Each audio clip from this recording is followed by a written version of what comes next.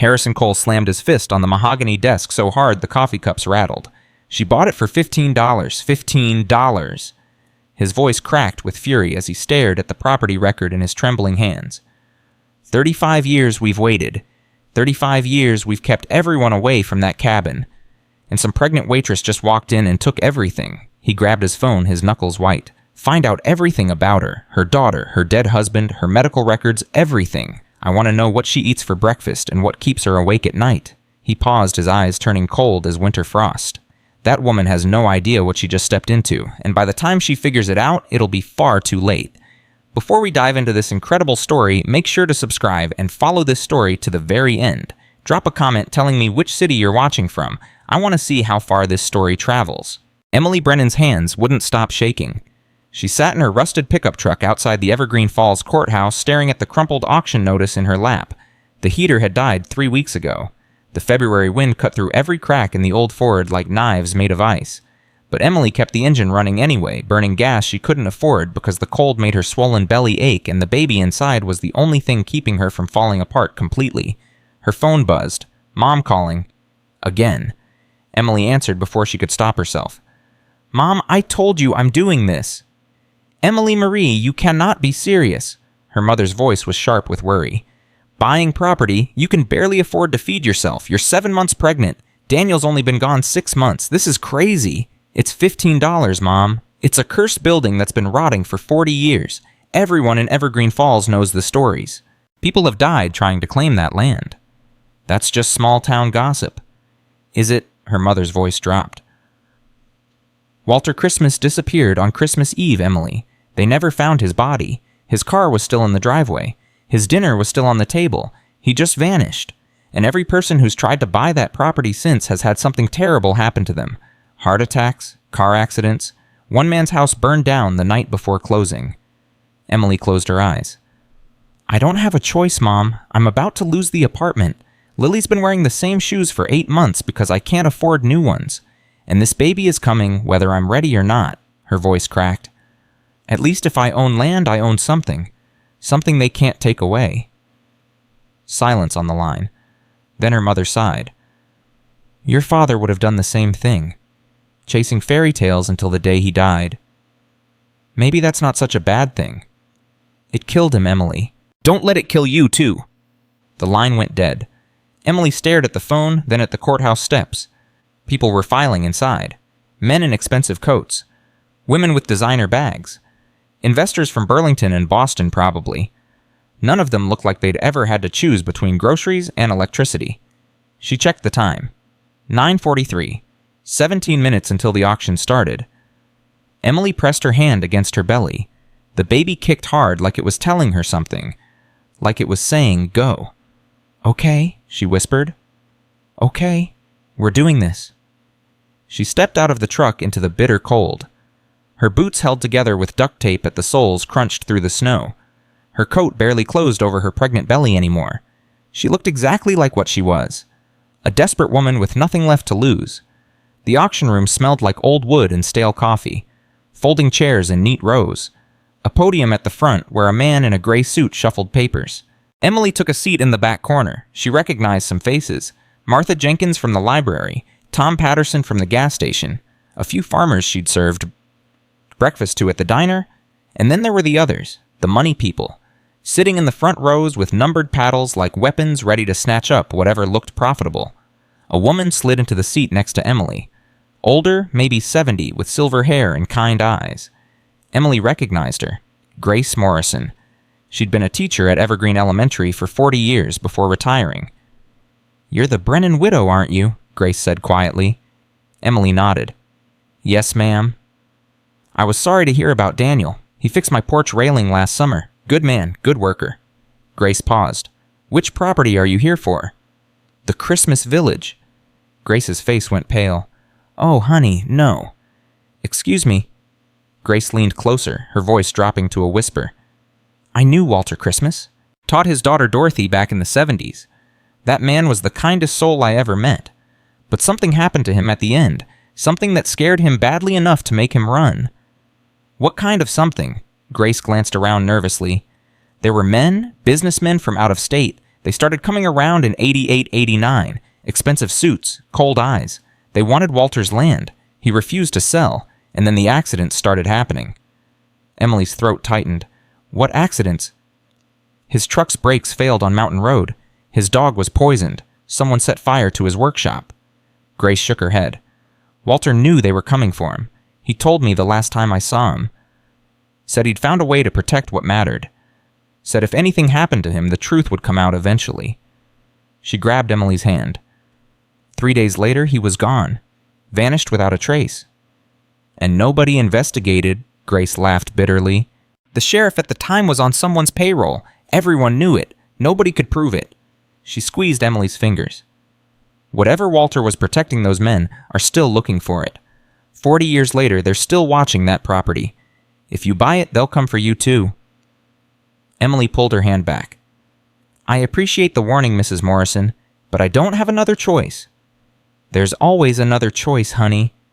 Not when you have a daughter who asks every night if Santa is going to skip our house this year because we've been too poor to be good. Emily's voice hardened.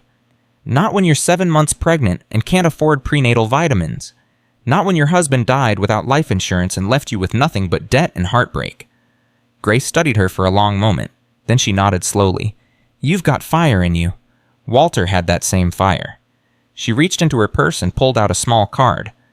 If you buy that property, call me. There are things you should know, things I've never told anyone. Emily took the card.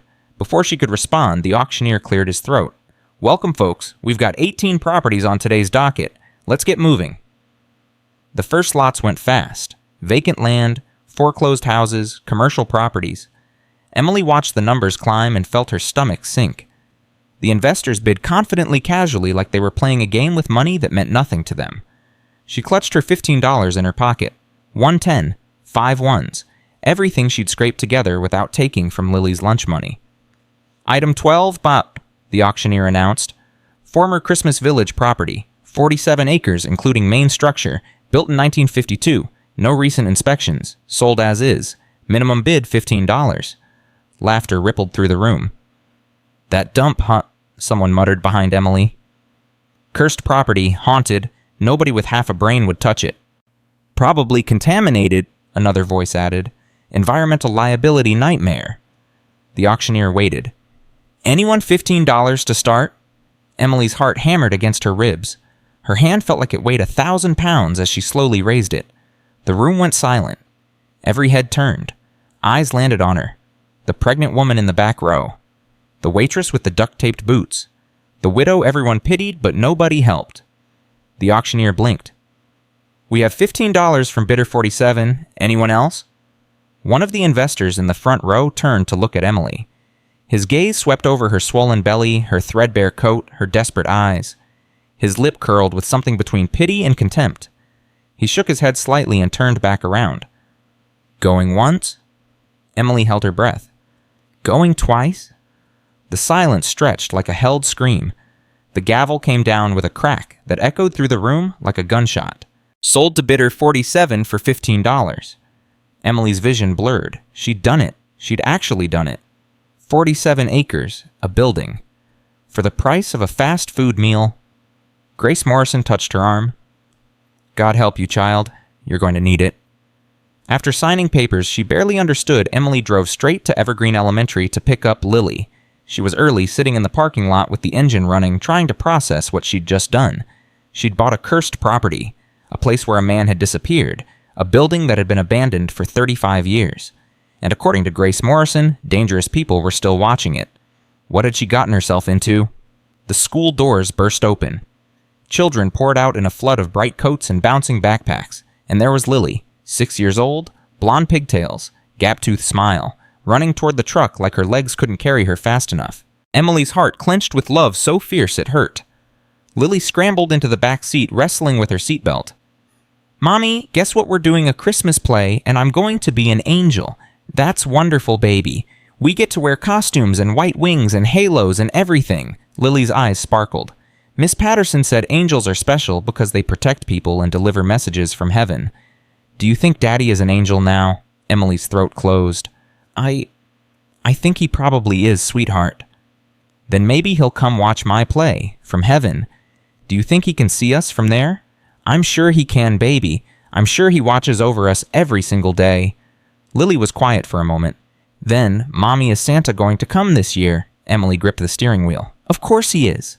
But Jessica Miller said Santa only comes to kids whose families have money. She said we're too poor and Santa is going to skip our house. Lily's voice trembled. Is that true? Did we do something wrong? Emily turned around in her seat and looked at her daughter, those big blue eyes, that hopeful, trusting face, the face that still believed the world was good despite everything it had taken from them. Listen to me, Lily Grace Brennan. Emily's voice shook with intensity. Santa does not skip houses based on money. Santa cares about love, about kindness, about families who stick together no matter what. And our family has more love than anyone in this whole town. Do you understand? Lily nodded slowly. So he'll come. He'll come, I promise. It was a promise Emily had no idea how to keep, but she would figure it out. She had to. Now, Emily said, forcing a smile. How about we go see our new property? Lily's eyes went wide. We have a property. We do. I bought it today. It's an old Christmas village. A Christmas village? Lily practically exploded with excitement. Like with Santa and reindeer and elves and everything. Well, it needs some work, a lot of work. But yes, it used to be a Christmas village. Can we go see it right now? Emily hesitated.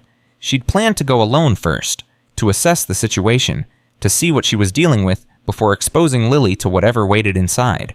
But the joy on her daughter's face was impossible to refuse. Okay, but you have to promise to stay close to me. The building is old and might be dangerous. I promise. I promise. Let's go. Let's go. Let's go. The drive to the property took 25 minutes. The road narrowed as they left town, pine trees pressing in on both sides, their branches heavy with snow. Lily chattered the whole way about the Christmas play, about angels, about what their new property might look like. Emily's hands gripped the steering wheel tighter with every mile, and then they turned onto the gravel road, and there it was. Christmas Village rose from the snow like a ghost from a forgotten dream. Lily fell silent, pressing her face against the window. Mommy, it's beautiful. And somehow, despite everything, it was. The main building sprawled across the hillside, a massive log structure with a steep-pitched roof and a wide front porch. Snow had drifted against the walls. Icicles hung from the eaves. A crooked sign swayed in the wind, creaking on rusted chains. Walter's Christmas Village, where magic lives forever. Emily parked the truck and stepped out. The silence was absolute. No birds, no traffic, just the wind and the snow and the groaning of old wood. Stay close to me, she told Lily. They walked toward the front door together, Lily's small hand clutching Emily's tightly. The porch steps groaned under their weight. The front door was massive, carved with faded Christmas scenes, reindeer and stars and children opening presents. Emily fumbled with the keys, found the right one. The lock turned with a grinding protest. The door swung open. Darkness, the smell of dust and forgotten time. Wait here, Emily told Lily. Let me check if it's safe. But Mommy, Lily, please. Lily nodded reluctantly. Emily stepped inside, pulling out her phone, turning on the flashlight. The beam cut through the darkness, revealing a massive space that had once been a store. Shelves lined the walls, still stocked with dusty toys and decorations. A long counter, tangled Christmas lights hanging from the ceiling. Everything frozen in time. As if Walter Christmas had walked out midday and never returned. Emily moved deeper into the building. Kitchen, bedroom, bathroom. Everything covered in decades of dust and silence. And then she reached the back workshop. Her flashlight swept across workbenches covered with tools, half-finished toys. And in the corner, partially hidden beneath a heavy tarp, the floorboards looked wrong. Different. Newer. Emily knelt down, brushing away debris. The boards formed a square. A seam ran along the edges. Her fingers found a small indentation. She pulled. Nothing happened. She pulled harder. The boards lifted with a groan. Darkness below. Stone steps descending into shadow. Emily's heart raced. Every instinct screamed at her to close the hatch and walk away. But something stronger pulled her forward. Something that felt like fate. Mommy, Lily's voice echoed from the front of the building. Can I come in now? Just a minute, baby. Stay there. Emily lowered herself through the opening, her pregnant belly making every movement difficult. The stone steps were solid, old but well made. She descended slowly into the cold darkness below. The basement was small, 10 by 12. Her flashlight swept across shelves of mason jars and cardboard boxes. and in the center, something that made her breath stop. A trunk. Not just any trunk. Something magnificent. 4 feet long, 3 feet wide. Dark wood reinforced with iron bands. Intricate carvings covering every surface. Christmas trees, stars, angels with spread wings. Emily approached slowly. Her fingers trembled as they touched the wood. This wasn't furniture. This was a treasure chest. She tried to open it. A large ornate lock held the lid firm. She pulled. Nothing. She circled the trunk, examining every inch. On the back, carved into the wood, she found words, "For those who carry the spirit of giving forward." Walter Christmas, December 24th, 1989. The night he disappeared. Emily's hands moved across the surface, searching. The lock wouldn't budge. She needed tools. Her fingers brushed something unexpected, hidden among the carvings. A small button. She pressed it. Click. The lock turned freely. Emily's heart pounded so hard she could feel it in her temples. She lifted the lid slowly, afraid of what she might find. Afraid of what she might not find. The lid opened with a creak that sounded like a sigh held for 35 years. She aimed her flashlight inside, and the world stopped spinning. Bearer bonds. Stacks of them. Dozens, maybe hundreds. Each marked with numbers that made no sense. 10,000, 25,000, 50,000, 100,000, gold coins in velvet-lined boxes, stock certificates tied with ribbons, bundled papers wrapped in wax cloth. Emily reached in with trembling hands, lifted one of the bearer bonds. It was real. She could feel the weight of it, the age of it. She counted the bonds. 63. The smallest worth $10,000. The largest worth $100,000. Her mind struggled to calculate. Failed. Tried again. Failed again. This was millions. Tens of millions. Maybe hundreds of millions. And it had been sitting here in this basement for 35 years. Waiting. At the bottom of the trunk, beneath everything else, Emily found an envelope. Heavy paper. Sealed with wax. 3 words written across the front in elegant handwriting to the finder. Her hands shook so badly she almost dropped it. She broke the seal, pulled out the letter inside. 3 pages, covered in careful handwriting. She began to read. To whoever finds this, if you're reading these words, it means I did not survive to finish what I started. My name is Walter Christmas. For 38 years I ran this Christmas village, but the village was never about selling toys. It was about something bigger, something I hope you will understand. Emily's throat tightened. She kept reading. Walter told his story. How he'd grown up poor. How he'd watched children go without while others had more than they could ever use. How he'd made a promise to himself that whatever success he achieved, he would share. For 38 years, he'd kept that promise. Every profit from the store went back into the community. Anonymous donations, medical bills paid, rent covered, college tuitions funded. Over 400 families helped. Millions of dollars given away. And no one ever knew it was him. Then in 1985, Walter received an unexpected inheritance. $180 million from a distant uncle he'd barely known. Emily stopped breathing. $180 million. Walter wrote about the shock, the weight of that much money. He'd never wanted wealth for himself. So he invested it carefully. By 1989, it had grown to over $300 million. His plan was simple. Establish a foundation, the Forever Christmas Foundation. A permanent trust ensuring no child in Vermont would ever go without. No family would face hardship alone. But then Northbrook Holdings came. Emily's blood went cold as she read the next section. They'd approached Walter in December 1989. Wanted his land, all 47 acres. Offered $2 million. He refused. When he refused, they became aggressive. They knew about my inheritance, Walter wrote. They knew about my investments. They had connections I couldn't imagine, power I couldn't fight. They made it clear they would destroy me if I didn't surrender. I learned the truth about why they wanted my land. Beneath these 47 acres lies an underground aquifer, pure mountain water worth billions to developers. They'd been waiting for decades to acquire this property, waiting for me to die or give up. I did neither. On December 24th, 1989, I made my decision. I liquidated everything, converted my entire fortune into bearer bonds, rare coins, and portable valuables. I sealed them in this trunk with a plan to wait until things settled. But they didn't wait.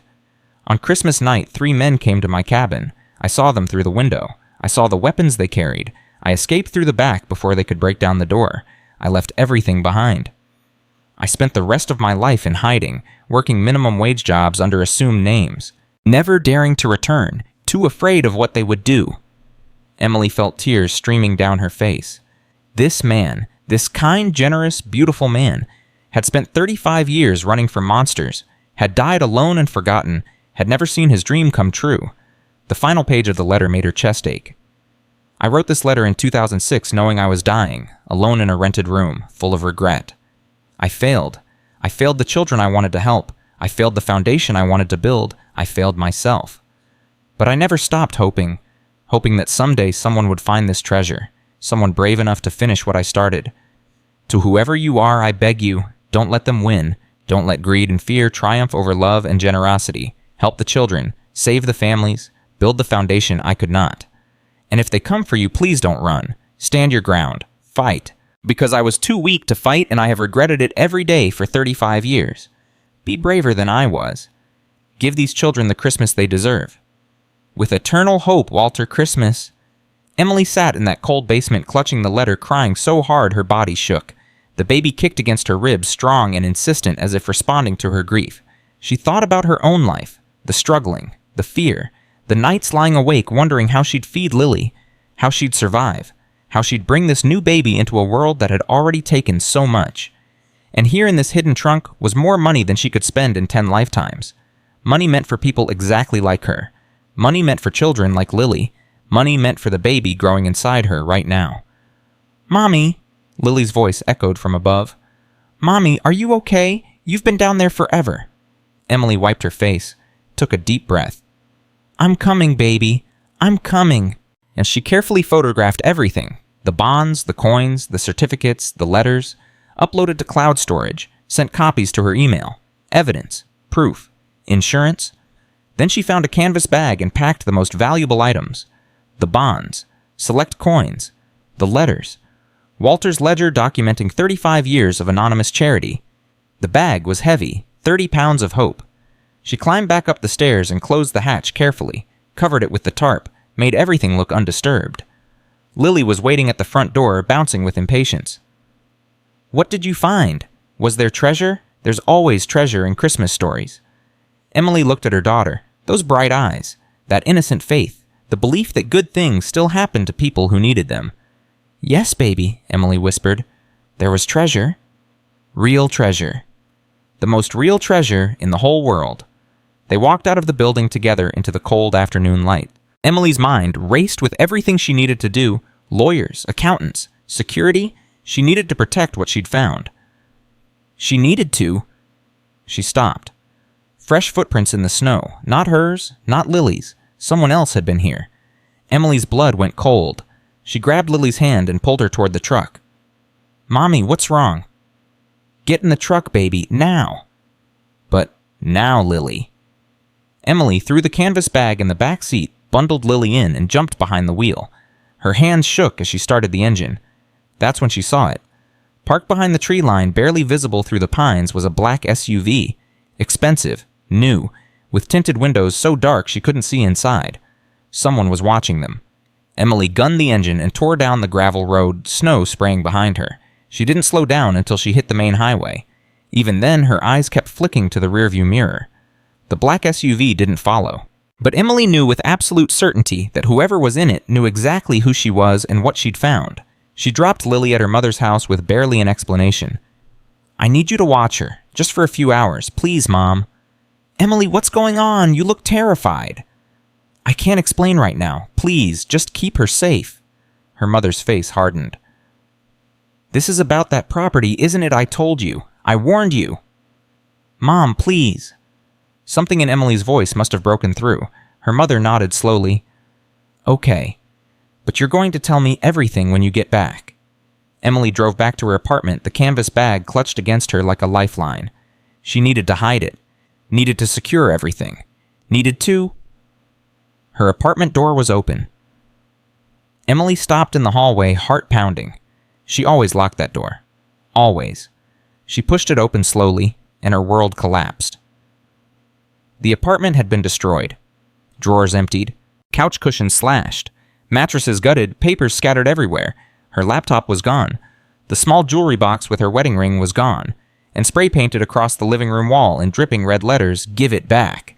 Emily sank to her knees in the middle of her destroyed home. They knew. Northbrook Holdings knew she'd found the treasure, and they'd made it clear what would happen if she didn't surrender it. Her phone buzzed. Unknown number. She answered with numb fingers. "Mrs. Brennan?" A man's voice, smooth, cold. "I hope we haven't inconvenienced you too much." "Who is this, Chua? My name is Harrison Cole. I represent Northbrook Holdings. I believe you found something that belongs to us." "It doesn't belong to you. It belonged to Walter Christmas." "Walter Christmas was a thief and a fraud. Everything in that trunk is stolen property. We have documentation, legal claims. If you don't return it immediately, we'll have you arrested." "You're lying." "Am I?" Cole's voice sharpened. "You're a pregnant widow with a 6-year-old daughter. You work 2 jobs and can barely pay rent. How do you think it will look when we tell the police you're harboring millions in stolen goods? How long do you think you'll keep custody of that little girl?" Emily's vision went red. "Don't you dare threaten my daughter." "I'm not threatening anyone, Mrs. Brennan. I'm explaining your situation. You have 48 hours to return what you've found. Meet us at the property. Bring everything. Walk away and we'll forget this ever happened." "And if I don't?" Cole was quiet for a moment. Then, "Lily is in 1st grade at Evergreen Elementary. She gets picked up at 3:15. She likes to wear her purple coat and her butterfly backpack. She's playing an angel in the Christmas play." Another pause. "It would be tragic if something happened to such a beautiful little girl." The line went dead. Emily sat in the wreckage of her apartment shaking with fear and fury. They were going to take everything. The treasure, her daughter, her future, unless she stopped them. She looked at the canvas bag beside her. 30 pounds of hope. $300 million meant to help children and families. Walter Christmas had run from these people. He'd spent 35 years hiding. 35 years of regret. 35 years of watching his dream die. Emily was not going to run. She thought about Lily, about the baby, about every desperate mother who'd ever been told she wasn't strong enough, wasn't smart enough, wasn't powerful enough to fight back. She was going to fight. She just needed to figure out how. Emily pulled out her phone and dialed the number on Grace Morrison's card. "Hello? Mrs. Morrison, this is Emily Brennan. You said there were things I should know about Walter Christmas. Things you've never told anyone." Silence. "Then, they came for you already, didn't they? They destroyed my apartment. They threatened my daughter." Grace's voice hardened. "Come to my house, now. Bring everything you found. It's time someone finally heard the truth." Emily drove through the dark Vermont night, the canvas bag beside her, a dead man's letter in her pocket, and a promise burning in her heart. She wasn't going to let them win. She wasn't going to run. She was going to finish what Walter Christmas started or die trying. The snow began to fall again as Emily pulled into Grace Morrison's driveway. Heavy flakes that covered everything in white. Like a fresh start. Like a clean slate. Like the beginning of something nobody expected. Grace was waiting at the door. "Come in, child. We have a lot to discuss." Emily stepped inside into warmth and light, carrying 30 pounds of hope and the weight of a dead man's dream. Behind her in the darkness, a black SUV sat at the end of the street. Watching. Waiting. The war had just begun. Grace Morrison closed the door behind Emily and turned the deadbolt with trembling hands. The old woman's face had aged 10 years in the few hours since the auction. "Sit down," Grace said, "and tell me everything." Emily set the canvas bag on the kitchen table. Her hands wouldn't stop shaking. "They destroyed my apartment. They know about the treasure. They threatened to hurt Lily." Grace's eyes went to the bag. "You brought it here." "I didn't know where else to go." "They could have followed you." "I know." Emily's voice cracked. "I know, but I couldn't leave it. I couldn't let them have it. Not after reading Walter's letter. Not after understanding what he sacrificed." Grace was quiet for a long moment. Then she walked to the window and peered through the curtains at the dark street outside. "There's a black SUV parked at the corner. It's been there since you pulled in." Emily's blood went cold. "What do we do? First we talk. Then we plan." Grace turned back to face her. "Open the bag. Show me what you found." Emily unzipped the canvas and spread the contents across Grace's kitchen table. Bearer bonds, gold coins, stock certificates, Walter's ledger, the letters. Grace picked up one of the bonds with hands that shook. She studied it for a long time, then set it down carefully. "My God, he really did it. He really saved everything." You knew about this. I knew Walter had money. Everyone suspected. The donations that appeared out of nowhere, the medical bills that got mysteriously paid, the scholarships that funded kids who had nothing. Grace shook her head.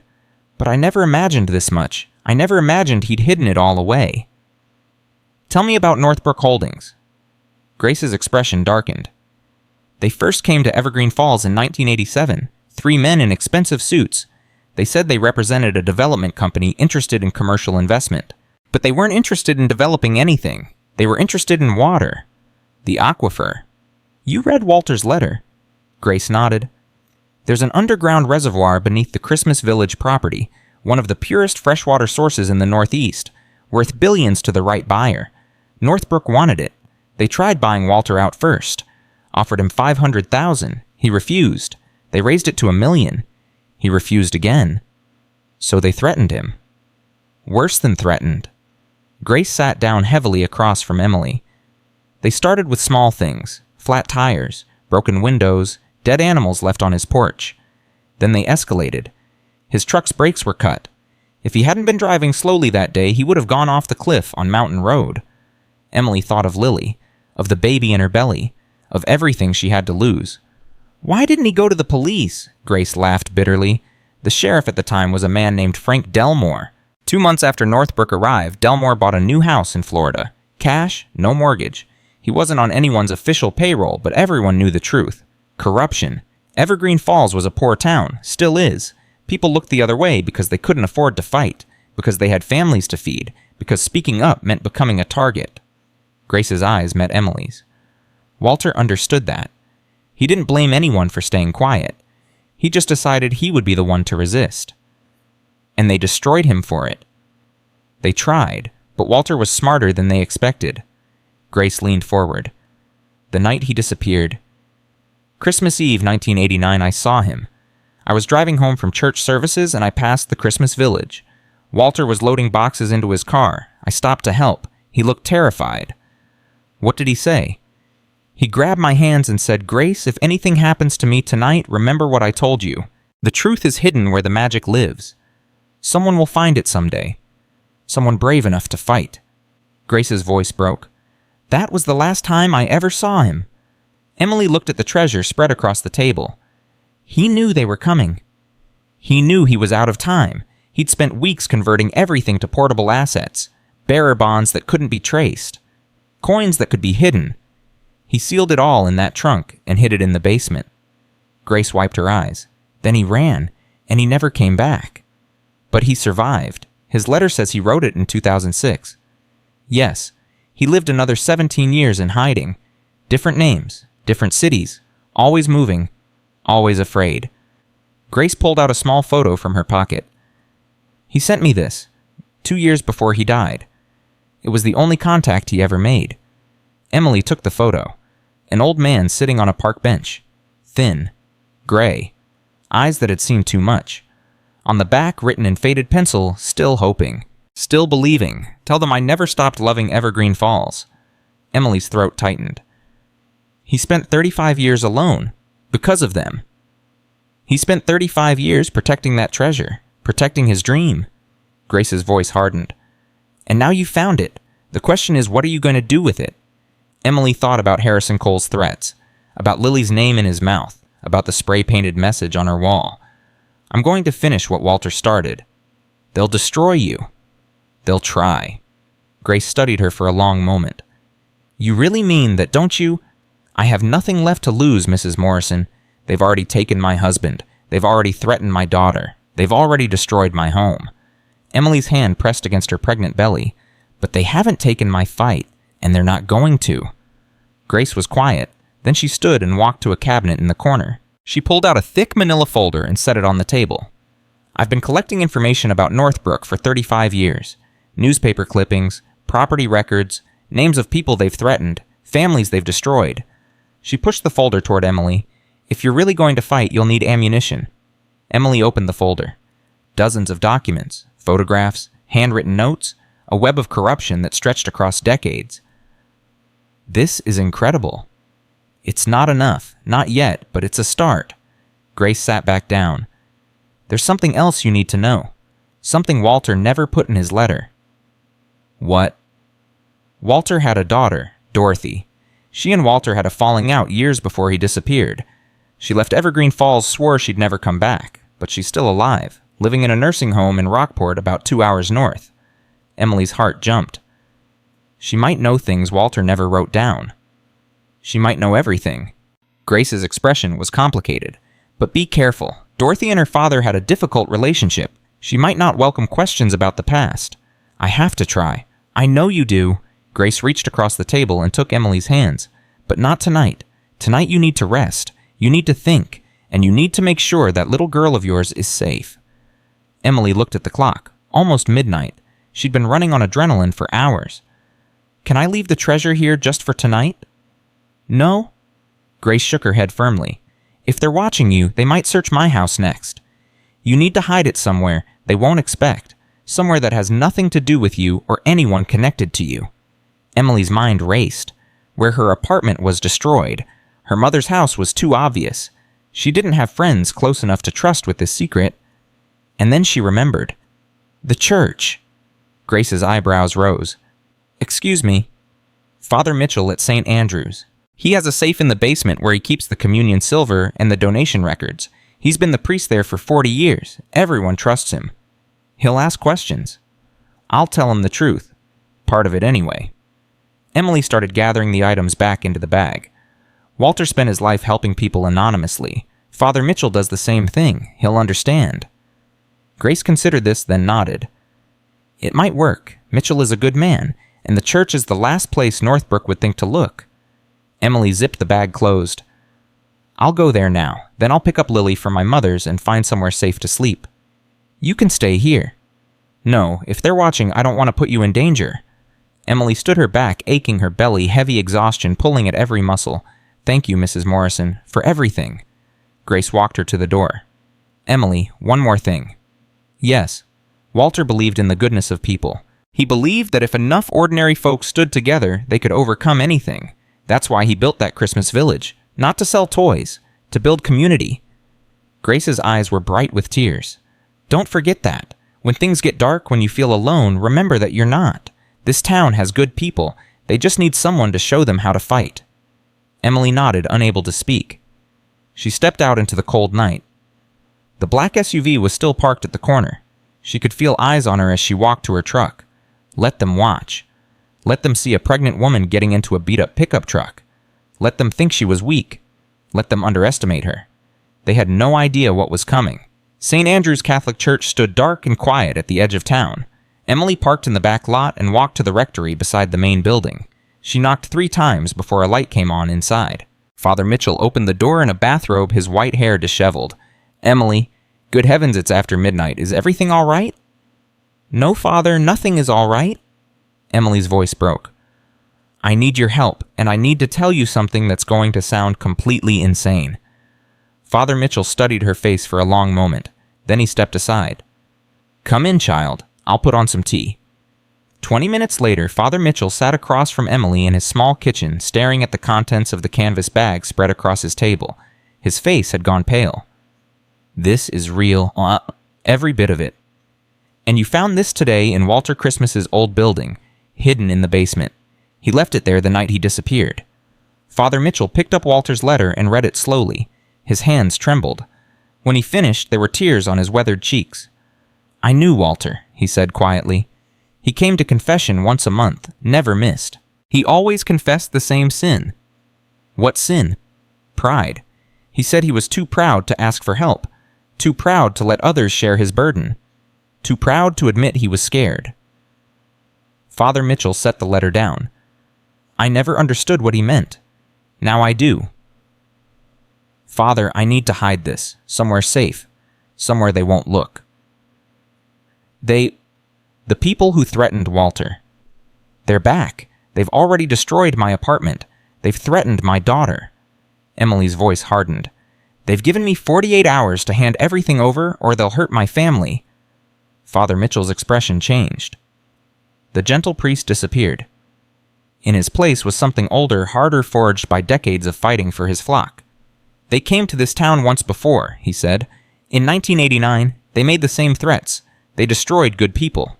He stood and walked to a small safe hidden behind a bookshelf. I've been waiting 35 years for someone to stand up to them. Sis. He opened the safe. Inside were stacks of documents, files, records. What is this be it in evidence? Walter brought it to me the week before he disappeared. He said he'd been documenting Northbrook's activities, their bribes, their threats, the families they'd intimidated. Father Mitchell pulled out the files. He asked me to keep it safe, to use it if anyone ever found the courage to fight. Emily's heart raced. This could destroy them. It could, but it's not enough on its own. We need more. We need witnesses willing to testify. We need legal representation. We need the community behind us. How do we get that? Father Mitchell looked at her with eyes that had seen too many battles. We tell the truth, publicly, loudly. We make so much noise that they can't silence us without the whole world watching. They'll come after us. They'll try, but there's something men like Harrison Cole never understand. Father Mitchell smiled grimly. Faith isn't just believing in God. It's believing in each other, and this town has more faith than Northbrook has money. Emily felt something shift in her chest. Hope. Real hope. For the first time since Daniel died. Will you help me, Father? Child, I've been praying for this moment for 35 years. He took her hands. Of course I'll help you, but first let's hide this treasure somewhere no one will ever think to look. Father Mitchell led Emily down to the church basement, past the storage rooms, past the old heating system, to a door she'd never noticed before. This was the original church vault, he explained. Built in 1892, the only people who know it exists are me and the bishop. He unlocked the door with a key from around his neck. Not even the cleaning staff knows about this room. Inside was a small stone chamber, cool and dry, perfect for preservation. Emily placed the canvas bag inside, the bearer bonds, the coins, the certificates, Walter's letters, everything except his ledger, which she kept. Why are you keeping that? Father Mitchell asked. Because I need to know who Walter helped. I need to understand the full scope of what he built. Emily tucked the ledger under her arm. And because those families might be willing to help us now, they owe Walter their lives. They might be willing to fight for his legacy. Father Mitchell nodded slowly. Smart. Very smart. He locked the vault door. Now go, get your daughter, find somewhere safe to sleep. Tomorrow we start planning. Emily drove to her mother's house through empty streets. It was almost 2 a.m. The world was asleep, but somewhere out there, Harrison Cole was watching, waiting. Let him wait. Her mother was awake when Emily arrived. Sitting at the kitchen table with coffee she'd clearly been nursing for hours. She's asleep in the guest room, her mother said before Emily could ask. I tried to get her to tell me what was wrong, but she just said Mommy had to do something important. She's right. Emily. Her mother's voice was sharp. What have you gotten yourself into? Emily sat down across from her mother. She was exhausted, terrified, running on fumes and determination. I found something, Mom, in that property I bought. Something valuable, something dangerous. How valuable? More than you could imagine. Her mother's face went pale. And the dangerous part. The people who want it are willing to kill to get it. Silence. Her mother's hands shook as she set down her coffee cup. Then give it to them. I can't. Emily. It's not mine to give, Mom. It belongs to children who need help, families who are struggling, people exactly like me and Lily and this baby. Emily's hand pressed against her belly. A good man spent his entire life building this. He died alone and forgotten because he was trying to protect it. I'm not going to let his sacrifice mean nothing. So you're going to risk your life, risk your daughter's life for money that belongs to a dead stranger. For what that money represents. Emily's voice hardened. For the chance to change things. For the possibility that my children might grow up in a world where people actually help each other instead of just watching each other drown. Her mother stared at her for a long time. Then slowly her expression changed. The fear didn't disappear. But something else joined it. Something like pride. You sound like your father. Maybe that's not such a bad thing. It killed him, Emily. No, cancer killed him. But before that he lived. Really lived. He fought for things that mattered. He stood up when everyone else sat down. Emily reached across the table and took her mother's hands. You used to love that about him. Remember? Tears spilled down her mother's cheeks. I remember everything about him. That's why I'm so scared for you. I know, Mom. I'm scared too, but I have to do this. For Lily, for the baby, for every family in this town who's been beaten down by people like Northbrook Holdings. Her mother was quiet for a long moment. Then she squeezed Emily's hands. What do you need from me? I need you to keep Lily safe. I need you to trust me. And I need you to be ready. Ready for what? Emily thought about Father Mitchell's words, about Grace Morrison's files, about Walter's ledger filled with 400 families he'd helped. Ready to fight. The next morning, Emily woke on her mother's couch to the sound of her phone buzzing. Unknown number. Her heart clenched as she answered. Mrs. Brennan? Harrison Cole's voice was smooth as ever. I hope you slept well. You have 36 hours left. I'm not giving you anything. That's disappointing. I had hoped you'd be more reasonable. A pause. Tell me, does your mother know you spent the night at her house? Does she know about the treasure you're hiding? I wonder how she'd feel if she became involved in this situation. Emily's blood turned to ice. Leave my family alone. I'm leaving everyone alone, Mrs. Brennan, for now, but my patience has limits. 36 hours. Then things get unpleasant for everyone you love. The line went dead. Emily sat up, her heart pounding. They knew where she'd slept. They were tracking her movements, watching her family. She couldn't wait, couldn't plan carefully, couldn't take her time. She had to move. Now. Emily called Grace Morrison first. I need names. Everyone in that folder who was threatened by Northbrook. Everyone who might be willing to talk. Emily, we need to be careful. We don't have time for careful. Cole called me this morning. He knows I stayed at my mother's house. He knows everything. If we don't move fast, he'll pick us off one by one. Grace was quiet. Then, I'll make some calls. Meet me at the community center at noon. I'll have at least a few people ready to listen. Next, Emily called Father Mitchell. I need to use the church for a meeting tonight, a public meeting, everyone in town invited. Emily, are you sure once you go public there's no turning back? There's no turning back anyway. They're coming for my family. The only way to protect everyone is to make this so big they can't touch us without the whole world watching. Father Mitchell paused. The church is yours. I'll spread the word. Finally, Emily made the hardest call. Directory assistants connected her to the Rockport Assisted Living Center. I'm trying to reach a resident, Dorothy Christmas. One moment, please.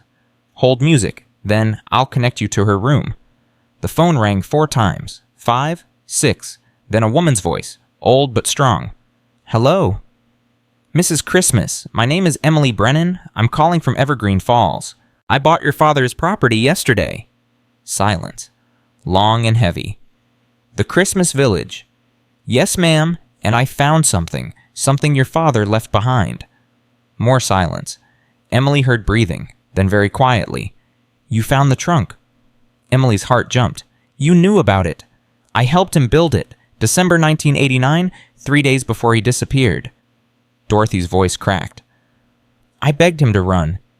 Begged him to forget about the money and the foundation and just save himself. But he said the treasure wasn't for him. It was for people who needed it. For children who deserve better. I read his letter. I know what he wanted.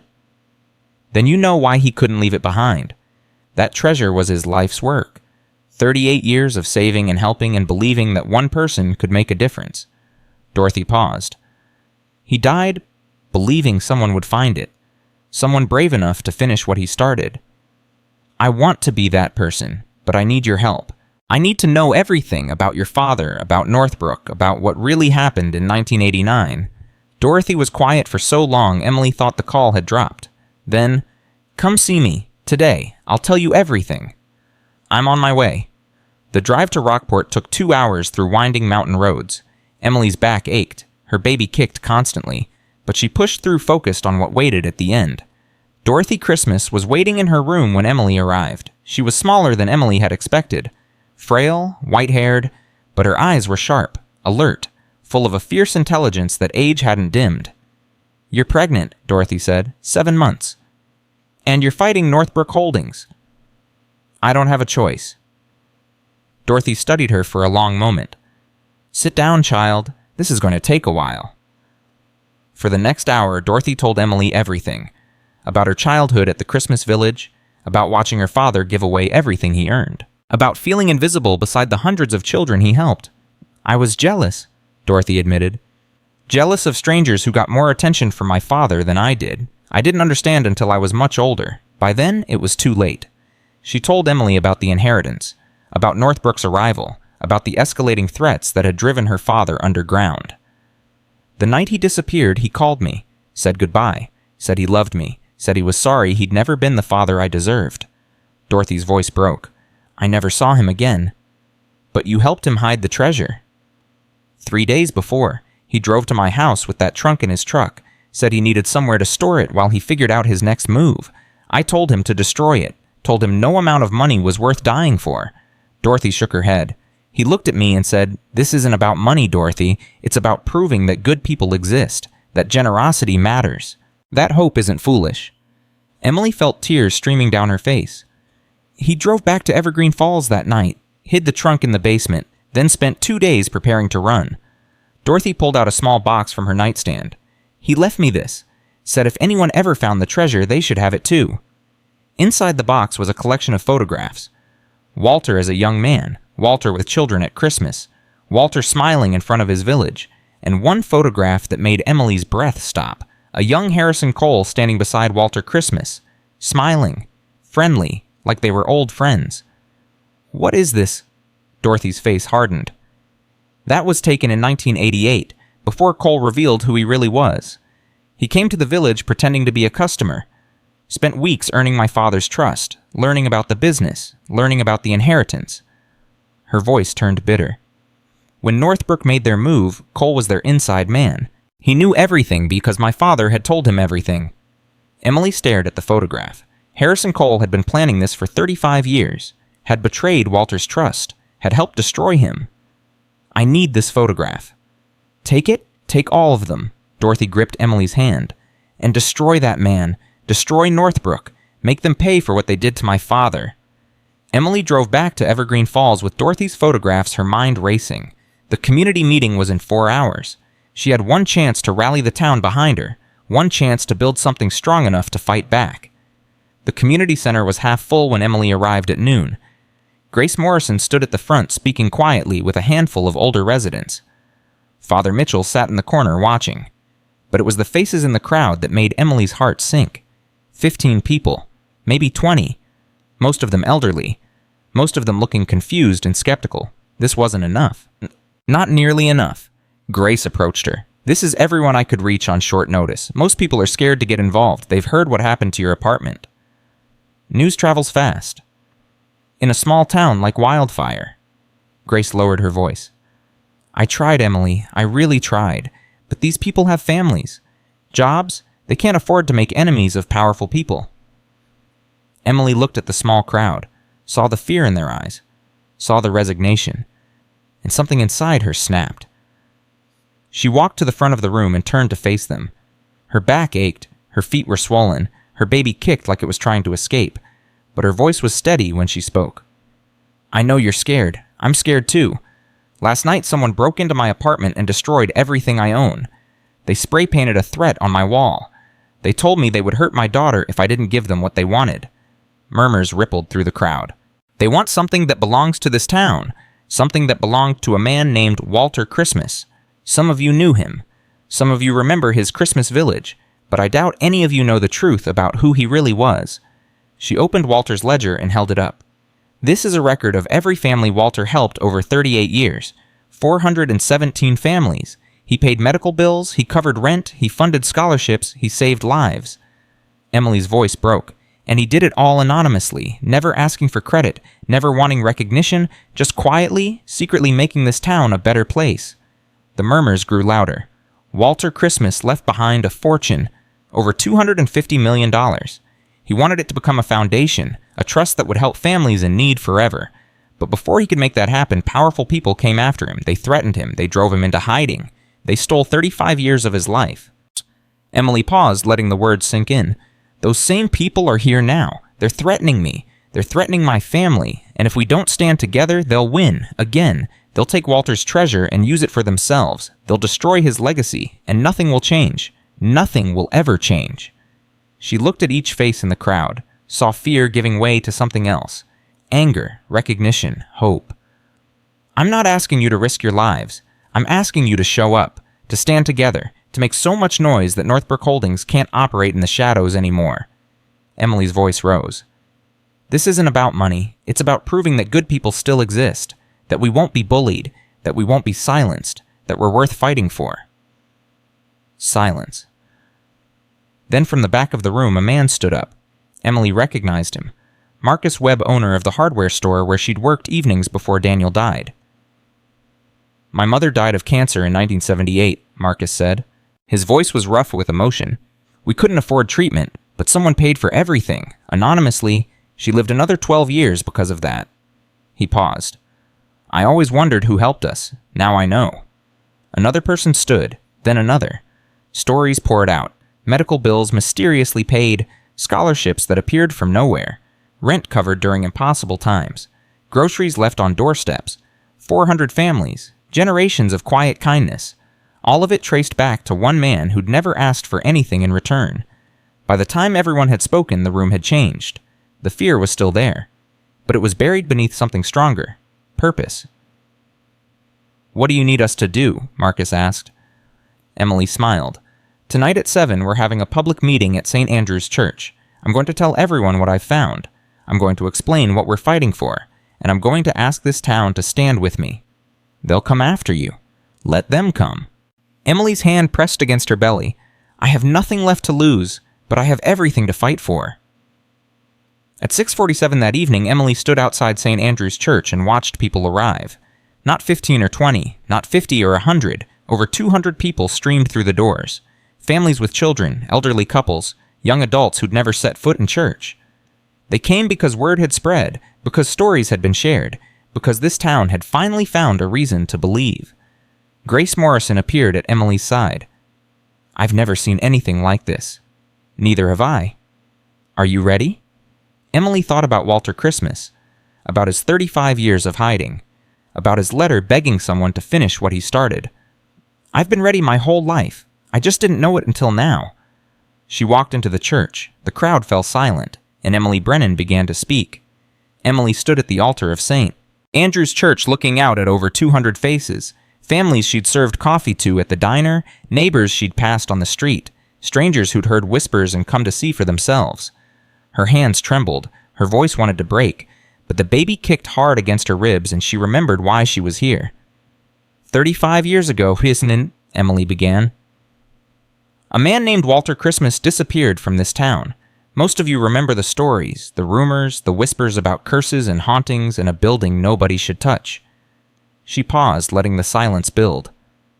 "Those stories were lies, spread deliberately by people who wanted to keep you away, people who wanted to make sure nobody ever found what Walter left behind." The crowd shifted. Murmurs rippled through the pews. 2 days ago, I bought Walter's property for $15. Yesterday, I found a trunk hidden in the basement. Inside that trunk was a fortune. Bearer bonds. Rare coins. Stock certificates. Worth over $250 million. Gasps echoed through the church. Someone in the back row shouted, "That's impossible. I have proof." Emily held up her phone. Photographs of everything. Documents, letters, and most importantly, this. She lifted Walter's ledger. "This book contains the names of 417 families that Walter Christmas helped over 38 years. Medical bills paid anonymously, rent covered without explanation, scholarships that appeared from nowhere." Her voice cracked. "Some of you are in this book, some of your parents, your grandparents. Walter Christmas spent his entire life helping this town, and nobody knew it was him." An elderly woman in the third row stood up, tears streaming down her face. "My husband's surgery in 1972, we never knew who paid for it. We thought it was a mistake by the hospital." "It wasn't a mistake," Emily said. "It was Walter." Another voice called out. "The scholarship that sent my daughter to nursing school. We received a letter saying she'd been selected by an anonymous benefactor." Walter. More voices, more stories. The church filled with revelations as decades of quiet charity came to light. People who'd wondered their whole lives about mysterious kindness finally understood. Emily waited until the voices quieted. Then she spoke again. Walter wanted to do more. He inherited $180 million in 1985 and spent years growing it into a foundation that would help families forever. He called it the Forever Christmas Foundation, His dream was that no child in Vermont would ever go without. "So what happened?" Marcus Webb called from the crowd. "Why did he disappear?" Emily pulled out the photograph Dorothy had given her. She held it up so everyone could see. "This man happened. His name is Harrison Cole. He works for a company called Northbrook Holdings. In 1988, he came to Evergreen Falls pretending to be a customer. He spent months earning Walter's trust, learning his secrets. Then he helped Northbrook threaten Walter into hiding."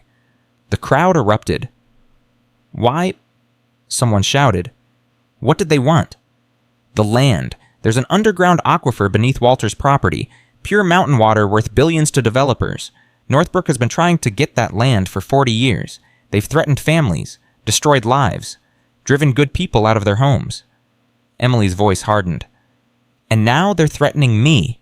She told them about her apartment, the spray-painted message, the phone calls, the threats against Lily. "They've given me until tomorrow to hand over everything. If I don't, they'll hurt my family. They'll take the treasure and destroy Walter's dream forever." Silence fell over the church, heavy, thick with fear and anger. Father Mitchell stood from his seat in the front row. "What are you asking us to do, Emily?" "I'm asking you to stand with me, not to fight physically, not to risk your lives, just to show up, to make noise, to let Northbrook know that if they come after me, they come after all of us." Emily's eyes swept the crowd. "Walter spent his life helping this town. Now it's time for this town to help him back." For a long moment, nobody moved. Then Marcus Webb stood up. "I'm in, whatever you need." Grace Morrison rose beside him. "Me too." One by one, people stood. 10, 20, 50, 100, until the entire church was on its feet. Emily felt tears streaming down her face. "Thank you, all of you, thank you." Father Mitchell raised his hands. "What's the plan?" Emily took a deep breath. "Tomorrow morning, we're going public. I've contacted reporters from Burlington and Boston. They're coming at 9 o'clock. We're going to tell Walter's story to the whole world. We're going to show everyone what Northbrook has done. And we're going to make it impossible for them to operate in the shadows anymore." "They won't take this lying down," Grace warned. "I know. That's why I need volunteers. People to watch my mother's house where Lily is staying. People to guard the church where the treasure is hidden. People to document everything Northbrook does." Emily looked around the room. "Can I count on you?" The response was unanimous. Yes. That night, Evergreen Falls transformed. Volunteers organized into teams.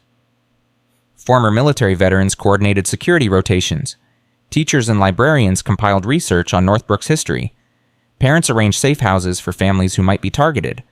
Emily worked until 3 in the morning, coordinating, planning, preparing. Father Mitchell brought her sandwiches she barely touched. Grace Morrison kept coffee flowing. Marcus Webb organized the physical security with military precision. At 3:47 a.m., Emily's phone buzzed. Unknown number. She answered, "Mrs. Brennan." Harrison Cole's voice was different now, tight, angry. "I see you've decided to make this difficult." "I decided to stop being afraid. Fear keeps people alive. Courage gets them killed." A pause. "You have until 9 tomorrow morning. If those reporters show up if you go public with any of this, there will be consequences." "What kind of consequences?" "The kind that can't be undone." Cole's voice dropped. "I know where your daughter sleeps. I know which room. I know which window doesn't lock properly." Emily's blood turned to ice. "Touch my daughter and I will destroy you." "You're a pregnant waitress with nothing. I represent a corporation worth billions. You can't destroy anything." "Maybe not, but I can expose everything. I can make sure the whole world knows what you did to Walter Christmas, what you've done to every family you've threatened over 40 years. Emily's voice hardened. "You can hurt me, Cole. You can hurt my family, but you can't stop the truth. Not anymore." Silence on the line. 9 o'clock, Cole finally said. "This is your last warning." The line went dead. Emily immediately called Marcus Webb. "I need extra security at my mother's house. Cole just threatened Lily directly." "On it. I'll have 6 people there within the hour." "Thank you, Marcus." "Don't thank me. Just win." At 6:15 a.m., Emily drove to her mother's house. The streets were empty. The town was holding its breath. 6 volunteers stood guard outside. They nodded as Emily approached. Inside, her mother was awake, sitting at the kitchen table with coffee and fear in her eyes. "She's still sleeping," her mother said. "I checked on her every hour." Thank you, Mom. Emily, her mother grabbed her hand. I'm scared. I've never been this scared in my life. I know, but I'm also proud. Tears filled her mother's eyes. Your father would be so proud of you. Emily hugged her mother tightly. I have to go. The reporters will be here in less than 3 hours. Stay inside. Don't open the door for anyone except Marcus's people. Be careful, baby. I will. Emily drove back to the church at 7:00 a.m. The parking lot was already filling with cars. People who'd been at the meeting last night, people who'd heard about it and wanted to help, people who'd decided they were done being afraid. By 8:30, over 300 people had gathered outside St. Andrew's Church. They held signs. They chanted. They made noise exactly like Emily had asked. At 8:47, 2 news vans pulled into the parking lot, reporters with cameras, journalists with notebooks. The world was about to learn the truth. Emily stood on the church steps surrounded by her community and waited. At 8:52, a black SUV turned onto the street. The crowd went quiet. The SUV stopped at the edge of the parking lot. The driver's door opened. Harrison Cole stepped out. He wasn't alone. 2 men flanked him. Large, intimidating. The kind of men who solved problems with their fists. Cole walked toward the church with slow, deliberate steps. His eyes found Emily in the crowd. He smiled. Mrs. Brennan, I warned you. And I ignored you. Cole stopped at the edge of the crowd. The volunteers formed a human wall between him and the church steps. 300 people standing together. This is touching, Cole said. Really, a whole town of fools rallying behind a pregnant waitress. His smile turned cold, but it doesn't change anything. That treasure belongs to Northbrook Holdings. We have legal documentation proving Walter Christmas owed us $200,000, with interest that debt exceeds everything in that trunk. You're lying. Am I? Cole pulled out a folder. I have copies of promissory notes signed by Walter Christmas himself. I have court records showing he defaulted on loans. Everything in that trunk is collateral for unpaid debts. Emily felt the crowd waver. Fear crept back into people's eyes. Legal documentation sounded official, sounded insurmountable. Those documents are forged, Emily said. Walter Christmas never owed you anything. Prove it. I will. Emily turned to the reporters who had their cameras rolling. Everything Harrison Cole just told you is a lie. Northbrook Holdings has spent 40 years forging documents threatening families and destroying anyone who got in their way. She pulled out Grace Morrison's folder. I have evidence of 14 separate cases where Northbrook used identical tactics. I have sworn statements from people they threatened. I have proof that they bribed law enforcement officials to look the other way. The reporters moved closer. Cameras zoomed in on the folder. And I have this. Emily pulled out the photograph. Dorothy's photograph. This is Harrison Cole in 1988, standing beside Walter Christmas, pretending to be his friend. 3 months after this photo was taken, Cole helped Northbrook threaten Walter into hiding. He betrayed a good man's trust and spent 35 years profiting from that betrayal. Cole's face went white. That photograph proves nothing. Maybe not on its own, but combined with everything else. Emily smiled. I think the authorities will find it very interesting. One of the reporters stepped forward. Mr. Cole, would you care to comment on these allegations? Cole's mask slipped. Just for a second. Emily saw the rage beneath the polished exterior. This is ridiculous. I'm here to collect property that legally belongs to Northbrook Holdings. If you won't cooperate, Mrs. Brennan will let the courts decide. Please do. Emily's voice rang out clear and strong. Let the courts see everything. Your forged documents, your history of intimidation, your 35 years of crime. She stepped forward. I'm not afraid of courts, Mr. Cole. I'm only afraid of people who operate in darkness, and right now there's nowhere left for you to hide. Cole stared at her for a long moment. The crowd pressed closer. The cameras kept rolling. Then Cole turned and walked back to his SUV. His men followed. The vehicle reversed and disappeared down the street. The crowd erupted in cheers. But Emily didn't celebrate. She knew this wasn't over. Cole would regroup. Northbrook would bring lawyers and lawsuits and every weapon at their disposal. The battle had just begun. The news story aired that evening on every station in Vermont. Pregnant widow discovers hidden fortune faces corporate threats. By morning it had gone national. CNN, Fox, MSNBC. The story was everywhere. Emily's phone rang constantly. Interview requests, messages of support, strangers offering help. But there were other calls too. Threatening ones. Anonymous voices promising pain. At 11:23 a.m. on the second day, a process server arrived at the church. Emily was served with the lawsuit, Northbrook Holdings versus Emily Brennan. They were seeking immediate seizure of all assets found on the Christmas Village property. Father Mitchell read the documents with growing alarm. They're claiming everything, the bonds, the coins, the certificates. They want it all. Let them try to take it. Emily, these are serious legal documents. We need representation. I know. Emily pulled out her phone. That's why I called someone. At 2:00 p.m., a silver BMW pulled into the church parking lot. A woman stepped out, tall, sharp-featured, wearing a suit that cost more than Emily's truck. Mrs. Brennan, the woman extended her hand. I'm Rachel Whitmore, attorney. I've been following your story on the news. Thank you for coming. Don't thank me yet. Rachel's eyes were hard. I've dealt with Northbrook Holdings before. They destroyed a client of mine in 2015, drove him into bankruptcy with legal fees, made his life a living hell. She smiled grimly. I've been waiting years for a chance to take them down. You'll represent me.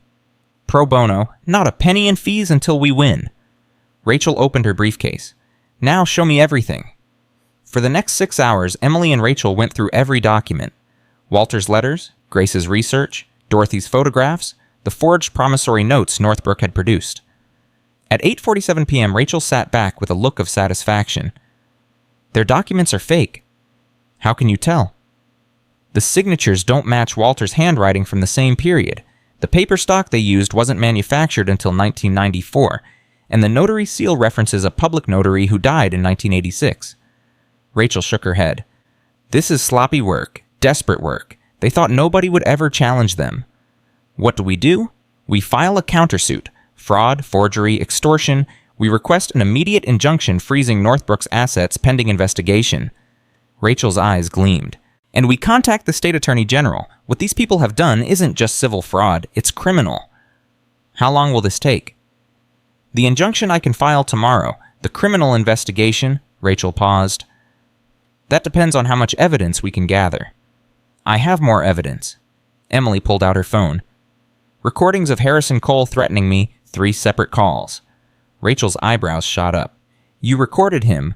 Vermont is a one-party consent state. I looked it up. For the first time, Rachel smiled. A real smile. Mrs. Brennan, I think I'm going to enjoy working with you. The next week was chaos. Rachel filed the countersuit. Newspapers covered every development. Volunteers continued guarding the church and Emily's family. Northbrook's lawyers responded with motion after motion, trying to delay, to obstruct, to bury the case in paperwork. But the tide was turning. On day 4, 3 former Northbrook employees contacted Rachel anonymously. They had documents proving the company had forged signatures on multiple land deals. They were willing to testify in exchange for immunity. On day 5, the state attorney general announced a formal investigation into Northbrook Holdings. Their offices were raided, computers seized, employees questioned. On day 6, Emily received a call from a blocked number. Mrs. Brennan? A woman's voice, unfamiliar. I have information about Harrison Cole. Information that will end him. Who is this guy? Someone who's been waiting a long time for someone brave enough to fight. The woman paused. Cole has a safe deposit box at First Vermont Bank, box 1247. Inside is documentation of every illegal transaction Northbrook has conducted since 1985. He keeps it as insurance, leverage against his own company in case they ever tried to betray him. Emily's heart raced. How do you know this? Because I'm his wife, and I'm done protecting him. The line went dead. Emily immediately called Rachel. I just received an anonymous tip. Harrison Cole has a safe deposit box with evidence against Northbrook. We can't access it without a warrant. Then get a warrant. Rachel was quiet for a moment. If this tip is legitimate, and if we can get a judge to sign off, this could be the smoking gun we need.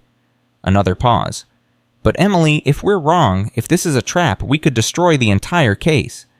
It's not a trap. I could hear it in her voice. Whoever this woman is, she wants Cole gone as badly as we do. Rachel sighed. I'll make some calls, but Emily, be careful. Cole is desperate now. Desperate men do dangerous things. That night at 11:15 p.m., Emily sat in her truck outside her mother's house watching the shadows. The volunteers had gone home for a few hours of sleep. Everything was quiet. Too quiet. Emily's phone buzzed. Text message from unknown number. Meet me at the Christmas Village. Midnight? Come alone or your daughter dies." Emily's blood went cold. She looked at her mother's house, at the dark windows, at the room where Lily slept. This was a trap. She knew it was a trap, but what choice did she have? Emily drove through the dark Vermont night alone, her heart pounding against her ribs. The baby kicked constantly, sensing her fear. She reached the Christmas village at 11:52 p.m. The property was dark, silent. The crooked sign swayed in the wind. A black SUV was parked near the main building. Emily got out of her truck. Her legs felt like water. Her hands shook. Harrison Cole stepped out of the darkness. "Thank you for coming alone, Mrs. Brennan." "Where's my daughter?" "Lily is fine, sleeping peacefully in her grandmother's house." Cole smiled. "I just needed to get you away from your army of volunteers, away from your lawyer, away from anyone who might interfere." "Interfere with what?" "A conversation." Cole walked closer. "You've caused me a great deal of trouble. The investigation, the lawsuits, the media attention, my superiors are very unhappy." "Good. Is it—" Cole stopped 3 feet away. "You think you're winning, but you're not. Northbrook has resources you can't imagine, connections you can't fight. Even if you win this battle, we'll destroy you in the long run." "Then why are you here?" Cole's mask slipped. For the first time, Emily saw the fear beneath the arrogance. "Because I want to make a deal." Emily stared at him. "A deal. Walk away, take your daughter and your mother, and disappear. I'll give you $2 million. Cash, untraceable, enough to start over anywhere in the world." Cole's voice dropped. "The alternative is worse than you can imagine." Emily thought about the offer. $2 million. Safety for her family. An escape from all of this. Then she thought about Walter Christmas. 35 years of hiding, dying alone, his dream buried in a basement. "No," Cole's face twisted. "You're making a mistake." "Maybe, but at least it's my mistake." Emily stepped closer. "You want to know why I'm not afraid of you, Cole? Because I have nothing. My husband is dead. My apartment is destroyed. I'm 7 months pregnant with a baby I can barely afford to feed." Her voice hardened. "You can't threaten someone who's already lost everything." "Everyone has something to lose." "You're right. I have my daughter, and if you touch her, I will spend the rest of my life making sure you rot in prison." Emily's eyes blazed. "But here's the thing, Cole. Even if something happens to me, it won't stop anything. The evidence is already with the Attorney General. The witnesses are already talking. The story is already out there. You can't put this back in the bottle." Cole stared at her for a long moment. Something shifted in his expression. The confidence cracked. The fear showed through. "You don't understand what you're dealing with." "Then explain it to me." Cole was quiet. Then very quietly, "Northbrook isn't just a development company. We're a front for people who don't appear in any public records. People who've been acquiring land and water rights across the Northeast for 40 years. People who make problems disappear." "What kind of people? The kind who don't care about laws or courts or public opinion." Cole's voice dropped to a whisper. "I'm a tool to them, disposable. If I fail, they'll eliminate me and find someone else." He paused. "That's why I'm offering you a deal. Because if you bring them down, you bring me down too. And I'd rather be broke and alive than dead." Emily studied his face, saw genuine terror behind the mask. "Give me the safe deposit box." Cole flinched. "How do you know about that?" "Your wife." His face went white. "Christina called you. She's done protecting you." Emily stepped closer. "Give me the evidence in that box and testify against Northbrook. Full cooperation. Everything you know about every crime they've committed. They'll kill me. The Attorney General can offer witness protection, a new identity, a new life." Emily's voice softened. "You've spent 40 years serving monsters, Cole. Don't you want to be free?" Cole was quiet for a long time. The wind howled through the pines. Somewhere in the darkness, an owl called. "I have a daughter, too," he finally said. "She's 23. I haven't seen her in 5 years because she's ashamed of who I am." Tears glistened in his eyes. "I've done terrible things, Mrs. Brennan. Things that keep me awake at night. Things I can never undo." "You can't undo the past, but you can choose the future." Cole closed his eye. When he opened them, something had changed. The box contains everything. 40 years of records, names, dates, amounts, evidence of every bribe, every threat, every crime. He pulled a key from his pocket and held it out. "Take it. Use it. Burn them all." Emily took the key. Her hand trembled. "Why are you doing this?" Because maybe if I help you win, my daughter will speak to me again. Maybe I'll be able to look in the mirror without wanting to smash it. Cole stepped back. I'll turn myself in tomorrow. Full confession. Full cooperation. They'll come after you. Let them come. Cole smiled bitterly. I'm tired of running. I've been running my whole life. From my conscience. From my guilt. From the man I should have been. He turned and walked toward his SUV. Save those children, Mrs. Brennan. Build Walter's foundation. Make his dream real. He climbed into the vehicle and drove away. Emily stood alone in the darkness, holding the key to everything. The next morning at 9:00 a.m., Emily walked into First Vermont Bank with Rachel Whitmore and 2 state investigators. The manager led them to box 1247. Inside was everything Cole had promised. Files, photographs, audio recordings, a complete history of Northbrook's crimes stretching back 40 years. Rachel's hands shook as she reviewed the documents. This is it. This is everything we need. At 11:23 a.m., Harrison Cole walked into the state attorney general's office and surrendered. At 2:47 p.m., arrest warrants were issued for 14 Northbrook executives. At 6:15 p.m., the news broke. Massive corporate corruption scheme exposed. Dozens arrested. By midnight, Northbrook Holdings was finished. Emily stood on the steps of St. Andrew's Church, surrounded by 300 people who'd fought beside her. Reporters, volunteers, families whose lives would change because of Walter's treasure. Father Mitchell raised his hands. She did it. My God, she actually did it. Grace Morrison hugged her tight. Walter would be so proud. Marcus Webb shook her hand. You showed this whole town what courage looks like. Emily looked at all of them, her community, her army, her family. I didn't do anything, she said quietly. Walter Christmas did. All I did was finish what he started. Her phone rang. She answered. Emily. Dorothy. Christmas's voice trembling with emotion. I just saw the news. Is it true? Is Northbrook really destroyed? It's true. Dorothy was quiet for a long moment. Then she began to cry.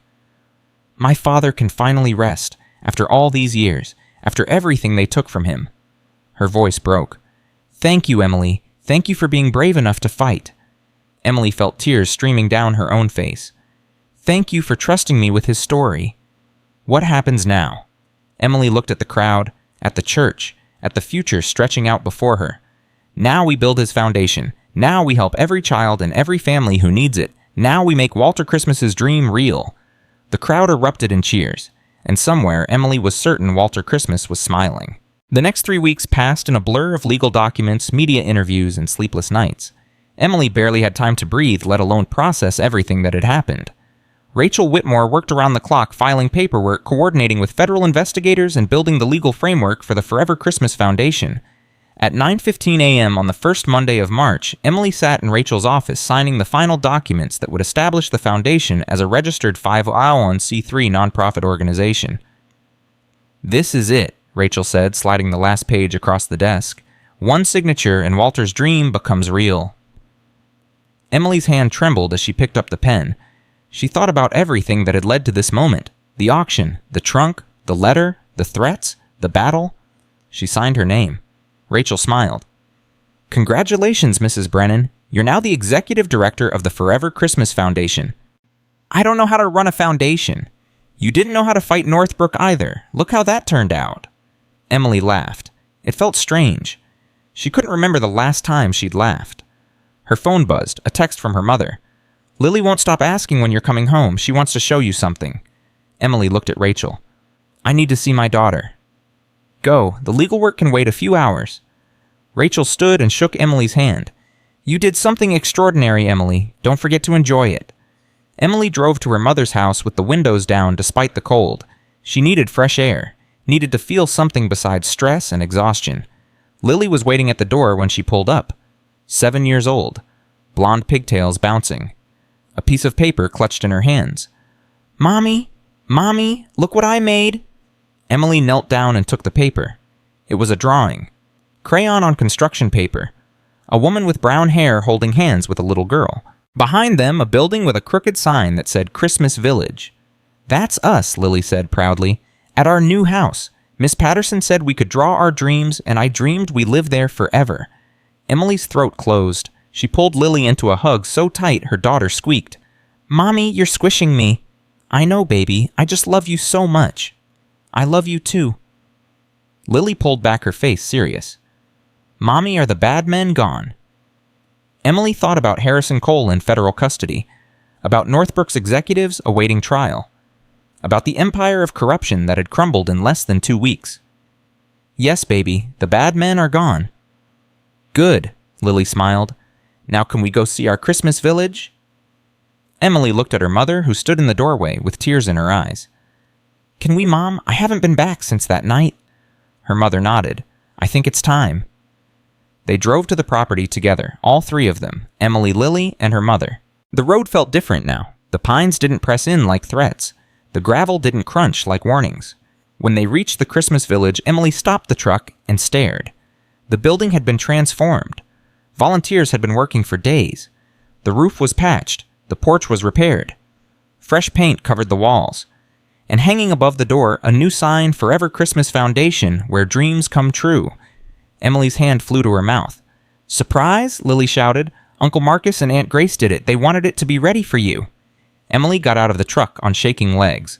Marcus Webb stood on the porch, paint-spattered and grinning. Grace Morrison was beside him, holding a bouquet of flowers. Welcome home, Emily, Grace said. Emily couldn't speak.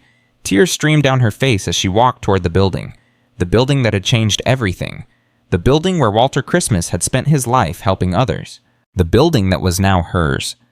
How did you do all this? The whole town pitched in, Marcus said. Everybody wanted to help. Contractors donated labor, hardware stores donated materials. Even the high school shop class came out to sand floors. He put his hand on Emily's shoulder. This town owes you everything, Emily. This was the least we could do. Emily walked inside. The space had been completely renovated. The old shelves were gone, replaced by comfortable furniture, a reception area, meeting rooms, office space, everything a foundation would need to operate. But what made Emily stop breathing was the basement door. It was open. Light streamed up from below. Go on, Grace said softly.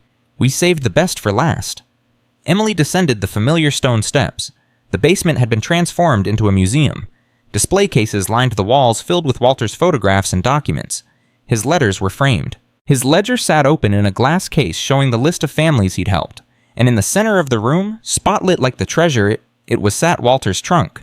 A plaque beside it read, The heart of a man is measured not by what he keeps, but by what he gives away.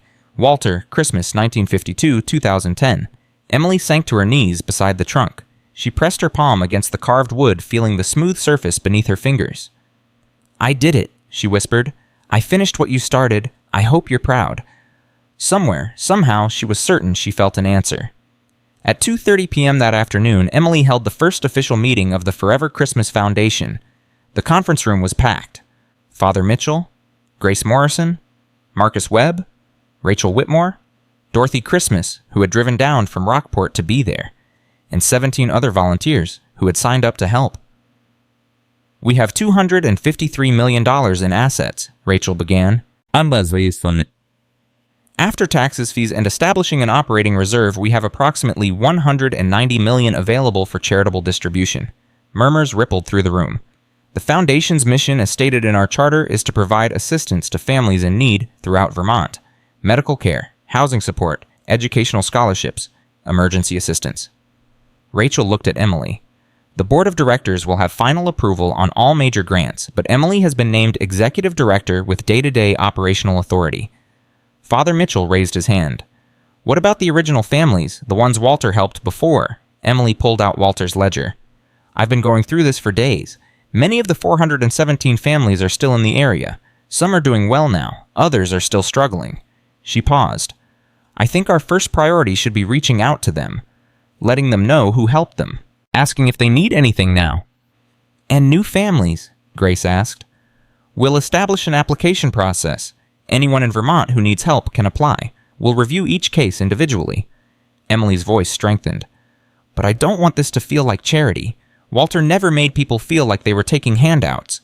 He made them feel like they were receiving gifts from a friend. Dorothy spoke for the first time. Her voice was thin but steady. My father believed that every person had dignity. He never judged, never questioned. He just helped. She smiled. I hope we can honor that. The meeting lasted 3 hours. By the end, they had established committees for finance outreach applications and community events. They had set initial priorities. They had begun to build the infrastructure of hope. At 6:45 p.m., as the volunteers filed out, Emily found herself alone with Dorothy. "Thank you for coming," Emily said. "I know it wasn't easy." "It was necessary." Dorothy looked around the room. "I spent 50 years resenting my father, blaming him for loving strangers more than me. But being here, seeing what he built, understanding why he sacrificed everything." Her voice broke. "I finally understand. He wasn't choosing strangers over me. He was trying to build a world where children like me would never go without." Emily took the old woman's hands. "He loved you, Dorothy. His letters mention you constantly. The regret he felt about your relationship was the deepest pain he carried." Tears spilled down Dorothy's weathered cheeks. "I never got to say goodbye, never got to tell him I was sorry, never got to say I loved him. He knew." "How can you be sure?" Emily pulled out Walter's final letter, the one he'd written in 2006 knowing he was dying. She turned to the last page and read aloud. "Of all my regrets, losing Dorothy is the deepest, but I've watched her from afar. I've seen her become a good woman, a kind woman. I know she's angry and she has every right to be, but I hope someday she understands.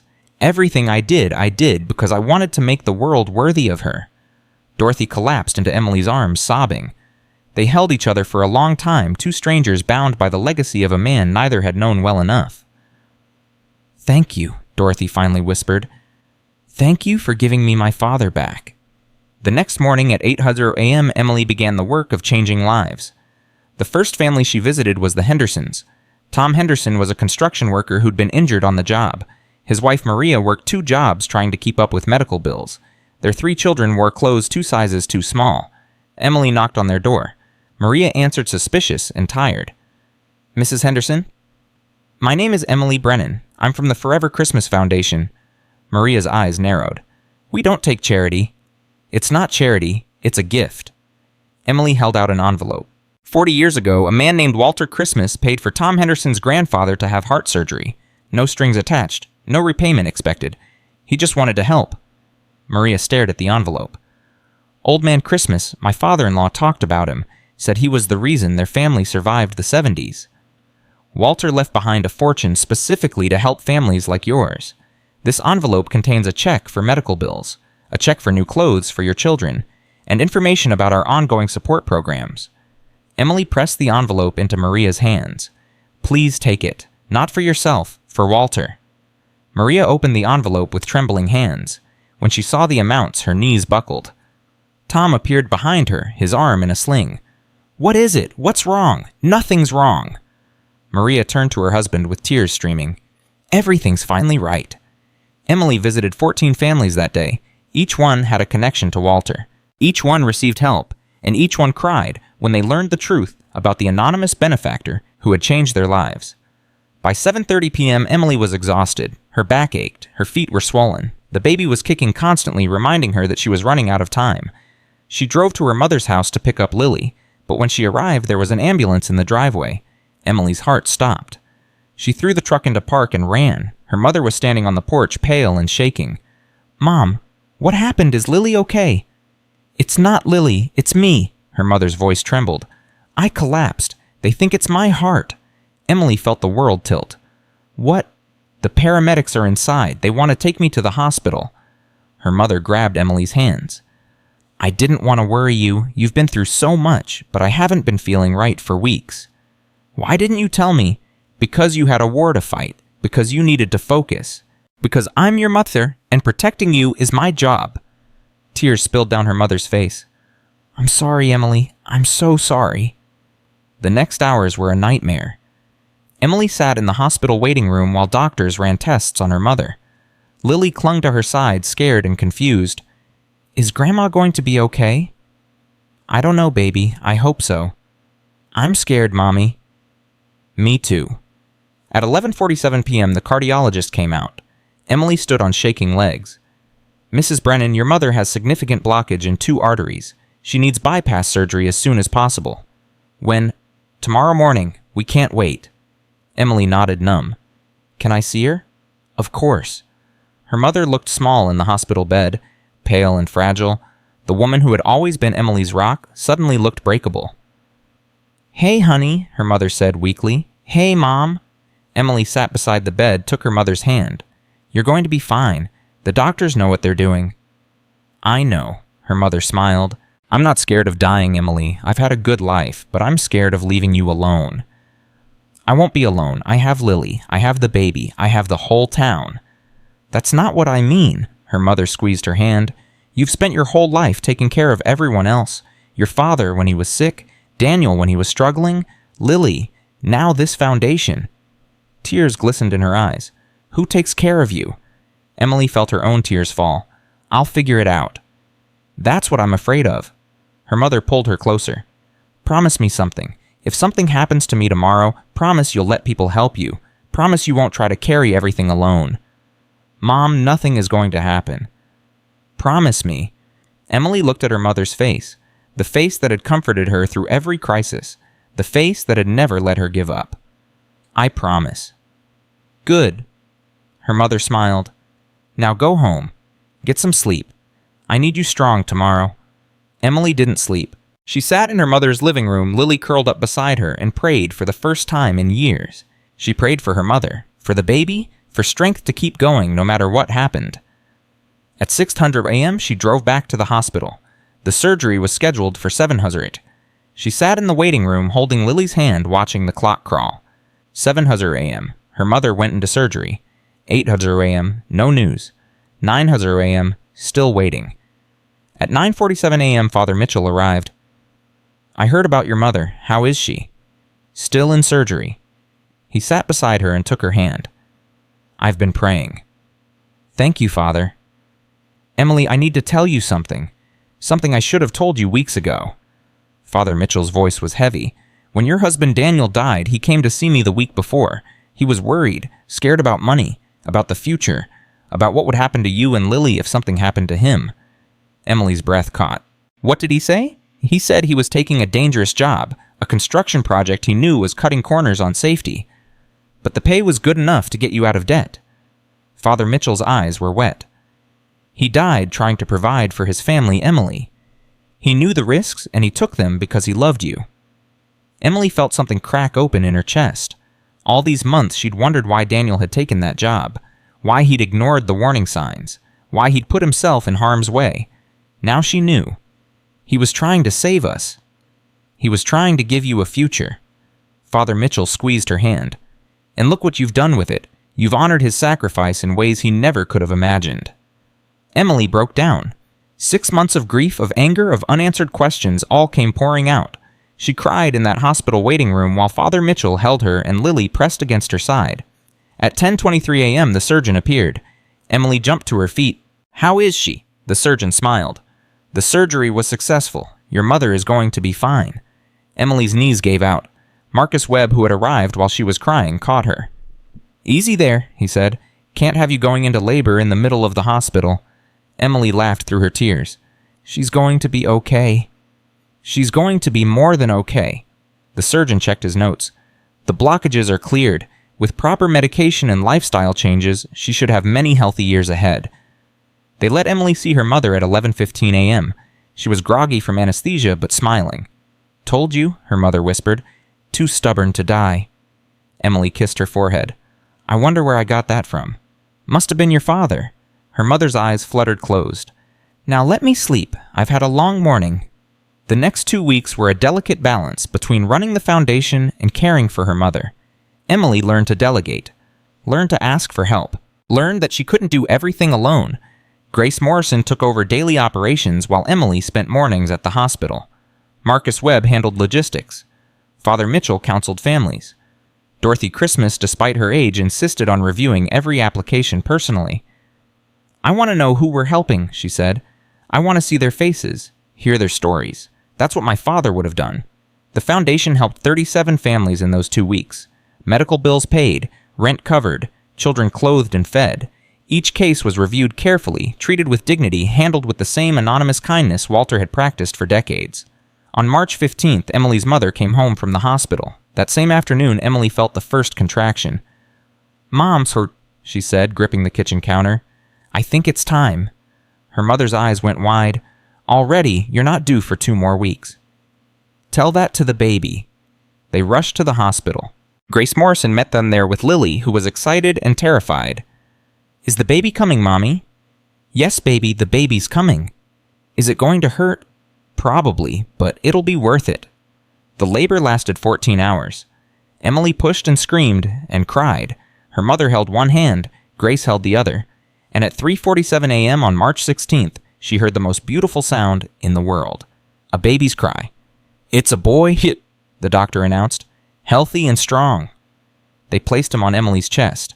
She looked down at his tiny face, his perfect fingers, his eyes just starting to open. Hi there, she whispers. I'm your mom. The baby made a sound that might have been recognition, or might have been hunger. Either way, Emily fell completely in love. What are you going to name him? Grace asked. Emily thought about everything that had led to this moment. The treasure, the battle, the foundation, the man who had made it all possible. Walter, she said. His name is Walter Daniel Brennan. Grace burst into tears. Oh, Emily, that's perfect. Walter Christmas saved my life, Emily said softly. And Daniel gave his life, trying to save mine. This baby carries both of them forward. At 7:00 a.m., Father Mitchell arrived to meet the baby. He performed an informal blessing, touching holy water to little Walter's forehead. May you inherit your namesake's courage, he prayed. May you live a life of service. May you always know how loved you are. Dorothy's Christmas arrived at 9:00 a.m. When she saw the baby, she broke down completely. You named him Walter. I couldn't think of anything more fitting. Dorothy held the baby with trembling hands. Tears streamed down her face as she looked into his eyes. Hello, Walter, she whispered. Your great-great-grandfather would have loved you so much. The baby grabbed her finger and held on tight. I think he already knows, Emily said. Emily stayed in the hospital for 2 days. During that time, the foundation processed 12 more applications. 3 families received emergency housing assistance. 2 children got medical care they desperately needed. 7 students were awarded scholarships for the upcoming fall semester. The machine Walter Christmas had dreamed of was finally running. On March 18th, Emily came home with baby Walter. Her mother's house was full of flowers and gifts from the community. Cards covered every surface. A banner hung across the living room, Welcome home, Walter. Lily was beside herself with excitement. Can I hold him, Mommy? Please, please, please. Emily sat on the couch and positioned Lily carefully. She placed little Walter in his big sister's arm. Support his head, like that. Perfect. Lily looked down at her baby brother with wonder. He's so tiny. He'll get bigger. Will he play with me? Eventually. Right now he mostly just eats and sleeps. That sounds boring, Emily laughed. Give him time. He'll be chasing you around before you know it. That evening, Emily sat on the porch with baby Walter sleeping in her arms. The sun was setting over Evergreen Falls, painting the sky in shades of gold and rose. Her mother came out and sat beside her. How are you feeling? Tired? Happy? Overwhelmed? Emily smiled. Grateful. You've been through so much these past few weeks. We all have. But we made it, all of us. Emily looked at her mother. When you were in surgery, I was so scared. I kept thinking about everything I hadn't said, everything I should have told you. Like what? Like thank you for always being there, for never giving up on me, for taking care of Lily when I was fighting Northbrook, for believing in me even when I didn't believe in myself. Her mother's eyes filled with tears. That's what mothers do? I know, and now I understand. Emily looked down at Walter. I would do anything for him, anything for Lily. I would fight any battle, face any enemy, sacrifice anything to keep them safe. Now you know how I feel about you. They sat in silence, watching the sun sink below the horizon.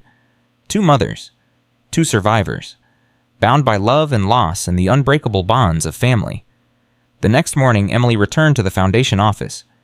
There was work to do, applications to review, families to help, a legacy to build. At 10:00 a.m., Rachel Whitmore called with news. The federal trial for Northbrook's executives begins next month. The prosecutor wants you to testify. Emily's stomach clenched. Testify about what? Everything. The threats, the intimidation, the destruction of your apartment, your confrontation with Cole. Rachel paused. I know it's a lot to ask, especially with a newborn, but your testimony could be the key to putting these people away for decades. Emily thought about Harrison Cole, about the men who had terrorized Walter Christmas. about the families who had suffered for 40 years under Northbrook's shadow. I'll do it. Are you sure the defense attorneys will try to destroy your credibility? They'll dig into your past. Rachel, Emily's voice was steady. I've faced down men who threatened to kill my daughter. I survived poverty, widowhood, and corporate terrorism while 7 months pregnant. I think I can handle some lawyers. Rachel laughed. I should have known better than to worry about you. At 2:30 p.m., Emily received a visitor she didn't expect. Christina Cole, Harrison Cole's wife, the woman who had given Emily the tip about the safe deposit box. She stood in the doorway of Emily's office, looking uncertain and afraid. Mrs. Brennan, I'm sorry to show up unannounced. I needed to talk to you. Emily gestured to a chair. Please, sit down. Christina sat. She was elegant in a haunted way. Designer clothes that hung too loosely. Eyes that had seen too much. I want to thank you, Christina said, for what you did, for stopping Northbrook, for giving my husband a chance to do the right thing. Harrison made his own choice. Because you gave him an option he'd never had before. Redemption. Christina's voice cracked. He's not a good man. I know that. He's done terrible things. But somewhere inside him, there's still the person I married 30 years ago. The person who wanted to make a difference. Why are you telling me this? Christina pulled an envelope from her purse. Because Harrison asked me to give you this. Emily opened the envelope. Inside was a letter, handwritten, and a photograph. The letter read, Mrs. Brennan, I don't expect forgiveness. I don't deserve it. But I want you to know that meeting you changed something in me. For 40 years, I told myself that what I was doing was just business. That the families we hurt were collateral damage.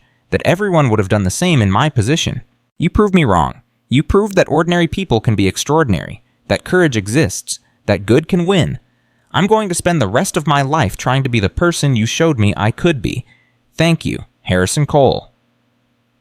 The photograph showed Harrison with his daughter, both of them smiling. A note on the back said, she called me yesterday, first time in 5 years. Thank you for giving me my family back. Emily stared at the letter for a long time. She thought about Walter Christmas, who had believed in redemption, who had spent his life proving that people could change, that generosity could transform even the hardest hearts. Tell your husband, Emily said slowly, that Walter Christmas would have forgiven him, and so do I. Christina broke down in tears. Thank you so much. After Christina left, Emily sat alone in her office holding the letter and the photograph. She thought about all the lives that had been touched by this journey. Walter's dream, buried for 35 years, was finally bearing fruit. Not just in the families being helped, but in the souls being transformed. At 5:00 p.m., her phone rang. Grace Morrison. Emily, you need to come to the Christmas village right away. What's wrong? Nothing's wrong. Just come and bring the baby. Emily drove to the property with Walter sleeping in his car seat. When she arrived, she found the parking lot full of cars. Hundreds of people milling around the building. Grace met her at the door. Before you go in, I want you to know that this was Dorothy's idea. What idea? You'll see. Emily walked inside. The main room was packed with people. Standing room only, and at the front, Dorothy Christmas sat in a wheelchair holding a microphone. Emily, Dorothy called out. Come up here, please. The crowd parted. Emily walked forward, baby Walter in her arms, confused and overwhelmed. These people, Dorothy said, gesturing to the crowd, are the families my father helped. Every single one of them. We tracked them down, invited them here, so they could finally meet the man who saved their lives. Emily looked out at the faces, old and young, rich and poor, families spanning 3 generations. They're not here to meet me, Emily said. No, they're here to meet him. Dorothy pointed to the portrait of Walter Christmas hanging on the wall. But they're also here to thank you for finishing what he started, for making sure his sacrifice wasn't in vain. One by one, people approached Emily. They shared their stories. Medical bills paid, educations funded, lives saved. 417 families all touched by one man's quiet generosity. By the end, Emily was crying so hard she could barely stand. Thank you, she managed. All of you. This is what Walter wanted. This is what he dreamed of. A community bound together by kindness, by hope, by the belief that we're all responsible for each other. The crowd erupted in applause, and little Walter, sleeping in his mother's arms, dreamed of a future bright with possibility. At 9:00 p.m., after everyone had gone home, Emily sat alone in the basement museum. She held baby Walter against her chest, looking at the empty trunk that had started everything. Your namesake was a good man, she whispered to her son. He spent his whole life trying to make the world better. He never asked for recognition, never wanted praise. He just wanted to help. Baby Walter made a soft sound. I'm going to spend my life doing the same thing, building on what he started, making sure his legacy lasts forever. Emily kissed her son's forehead. And someday, when you're old enough, you'll help too. You'll carry this forward. You'll be part of something bigger than yourself. She looked up at Walter Christmas's portrait. The kind eyes, the gentle smile. The man who had believed in the goodness of people even when the world gave him every reason not to. I hope I'm making you proud, Emily said. The portrait seemed to smile back, and in her arms baby Walter slept peacefully, dreaming of Christmas, of angels, of a future where no child would ever go without. 3 years had passed since Emily Brennan bought an abandoned cabin for $15 and changed the world. She stood at the window of her office in the Forever Christmas Foundation headquarters watching the snow fall over Evergreen Falls. Little Walter played on the floor behind her building towers with blocks and knocking them down with delighted giggles. Lily, now 10 years old, sat at a small desk doing homework, occasionally glancing at her brother with the patient exasperation of an older sibling. Emily's phone buzzed. Rachel Whitmore. The verdict is in. Emily's heart stopped. And guilty, all counts, every single executive. Harrison Cole got 25 years. The others got between 15 and 30. Rachel's voice cracked with emotion. It's over, Emily. It's finally over. Emily sank into her chair. 3 years of testimony, 3 years of legal battles, 3 years of reliving the worst moments of her life in courtrooms and depositions. And now it was finished. Emily, are you there? I'm here. Emily wiped her eyes. I can't believe it's really done. Believe it. Northbrook Holdings is being dissolved, their assets are being liquidated, and a significant portion is being awarded to victims of their crimes. Rachel paused. Including you. I don't want their money. I know, but the court awarded you $12 million in damages. You can do whatever you want with it. Emily thought about the foundation, about the families they'd helped, about the ones they couldn't reach because funds were limited. Add it to the foundation's endowment, every penny. Rachel laughed. I had a feeling you'd say that. After hanging up, Emily sat in silence, processing. The men who had terrorized Walter Christmas, who had threatened her family, who had destroyed lives for 40 years, were finally facing justice. Walter's ghost could rest. Mommy, Lily looked up from her homework. Are you crying? Happy tears, baby. The bad men are going to prison for a very long time. Lily's face lit up. Really, forever. Almost forever. Good. Lily returned to her homework with the simple satisfaction of a child who believed in justice. They deserved it. Emily smiled. Her daughter had grown so much in 3 years. From a frightened 6-year-old who asked if Santa would skip their house to a confident 10-year-old who volunteered at the foundation every weekend. Little Walter toddled over and grabbed Emily's leg. Mama up. She lifted him into her lap. Hey there, little man. Tower fall down. That's okay. You can build another one. Bigger tower. The biggest tower in the whole world. Walter grinned and squirmed down to resume his construction project. Emily watched him with wonder. This child who had been born in the middle of chaos, who had come into the world surrounded by fear and uncertainty, he was thriving now, happy, secure, because of what they'd built. At 5:30 p.m., Emily drove to her mother's house for their weekly family dinner. It had become a tradition after her mother's surgery. Every Friday night, 3 generations gathered around the table to share food and stories. Her mother met her at the door looking healthier than she had in years. The bypass surgery had been a turning point. She'd changed her diet, started exercising, stopped worrying about things she couldn't control. I heard the news, her mother said, pulling Emily into a hug. Rachel called me. Of course she did. 25 years for Harrison Cole. I hope he rots in there. Mom. I know. Forgiveness and all that? Her mother waved a hand. But some people deserve to suffer for what they've done. Emily thought about Cole's letter, about his reconciliation with his daughter, about the complicated humanity of even the worst people. Maybe, but I'm done thinking about him.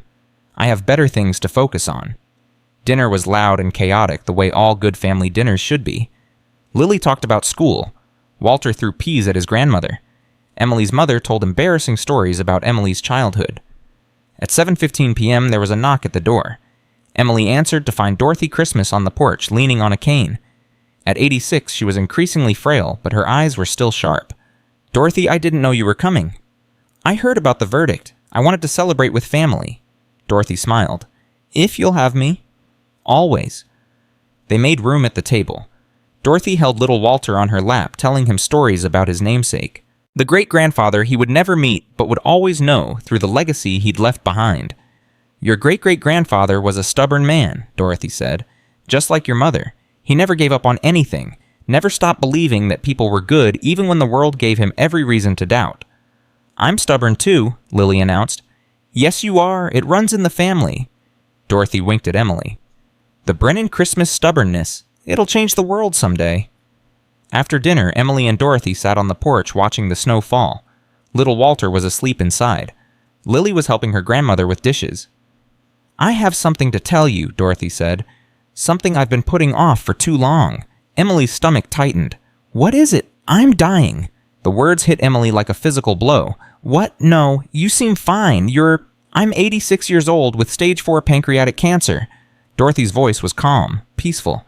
"The doctors gave me 3 months, maybe less." Emily felt tears streaming down her face. "Why didn't you tell me?" "Because you had a trial to focus on. Because you needed to see justice done. Because I wanted to be here for the verdict." Dorothy took Emily's hand. "I've made my peace with death, Emily. I've had 3 years I never expected.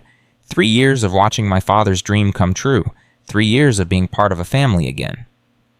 There must be something we can do, treatment, surgery, something." "There's nothing. And even if there was, I wouldn't want it." Dorothy squeezed her hand. "I'm tired, Emily. I've been tired for a long time, but these past 3 years have given me more joy than the previous 50 combined. I'm ready to go. I'm ready to see my father again." Emily couldn't speak. She just held Dorothy's hand and cried. "I need you to promise me something," Dorothy said. "Anything. Keep the foundation going. Keep helping families. Keep proving that one person can make a difference." Dorothy's eyes were bright with tears. "My father spent his whole life believing that. You proved him right. Don't ever let that legacy die." "I won't, I promise." "And take care of that little boy. That beautiful little boy with my father's name." Dorothy smiled. "He's going to do great things someday. I can feel it." "He will, because of what you and Walter built." They sat together until the cold drove them inside. Emily helped Dorothy to her car, hugged her tightly, and watched her drive away. She didn't know it then, but it was the last time she would see Dorothy Christmas alive. 2 weeks later, at 3:47 a.m. on a Tuesday morning, Emily's phone rang. Dorothy's caretaker voice shaking. "She's gone. She passed peacefully in her sleep. She wanted me to tell you she loved you." Emily drove to Rockport through the dark, empty streets. She held Dorothy's hand one final time, still warm, and whispered goodbye to the woman who had become family. The funeral was held at St. Andrew's Church. Over 500 people attended. Families Dorothy had helped, friends she'd made in her final years. The entire community of Evergreen Falls. Father Mitchell delivered the eulogy. Dorothy Christmas lived a complicated life. She spent decades estranged from her father, unable to understand his choices, unable to forgive his absences. But in the end, she found peace. She found purpose. She found a family she never expected. He paused, looking at Emily. "She once told me that meeting Emily Brennan was the best thing that ever happened to her. She said Emily gave her back her father, gave her back her hope, gave her a reason to live." Emily stood at the podium, baby Walter in her arms, and spoke through tears. "Dorothy Christmas taught me that it's never too late. Never too late to forgive. Never too late to change. Never too late to become part of something bigger than yourself." She looked at the portrait of Dorothy that stood beside the casket. She spent 50 years running from her father's legacy. In the end, she embraced it. She became its greatest champion, and she proved that love is stronger than time, stronger than regret, stronger than death. They buried Dorothy Christmas beside her father in the Evergreen Falls Cemetery. A joint headstone marked both graves, Walter and Dorothy Christmas, father and daughter, together at last. Emily stood at the graveside long after everyone else had left. She traced the carved letters with her finger. "I'll take care of everything," she whispered. "I'll make sure your dream lives forever." The wind rustled through the trees, and for a moment Emily could have sworn she heard Walter Christmas's voice. "Thank you." The foundation continued to grow. In the 4th year, they helped over 300 families, expanded to cover the entire state of Vermont. established satellite offices in Burlington and Montpelier. In the 5th year, they launched a national initiative, the Forever Christmas Network, a blueprint for other communities to establish their own foundations, their own legacies of giving. By the 7th year, there were Forever Christmas chapters in all 50 states. Thousands of families helped. Millions of dollars distributed.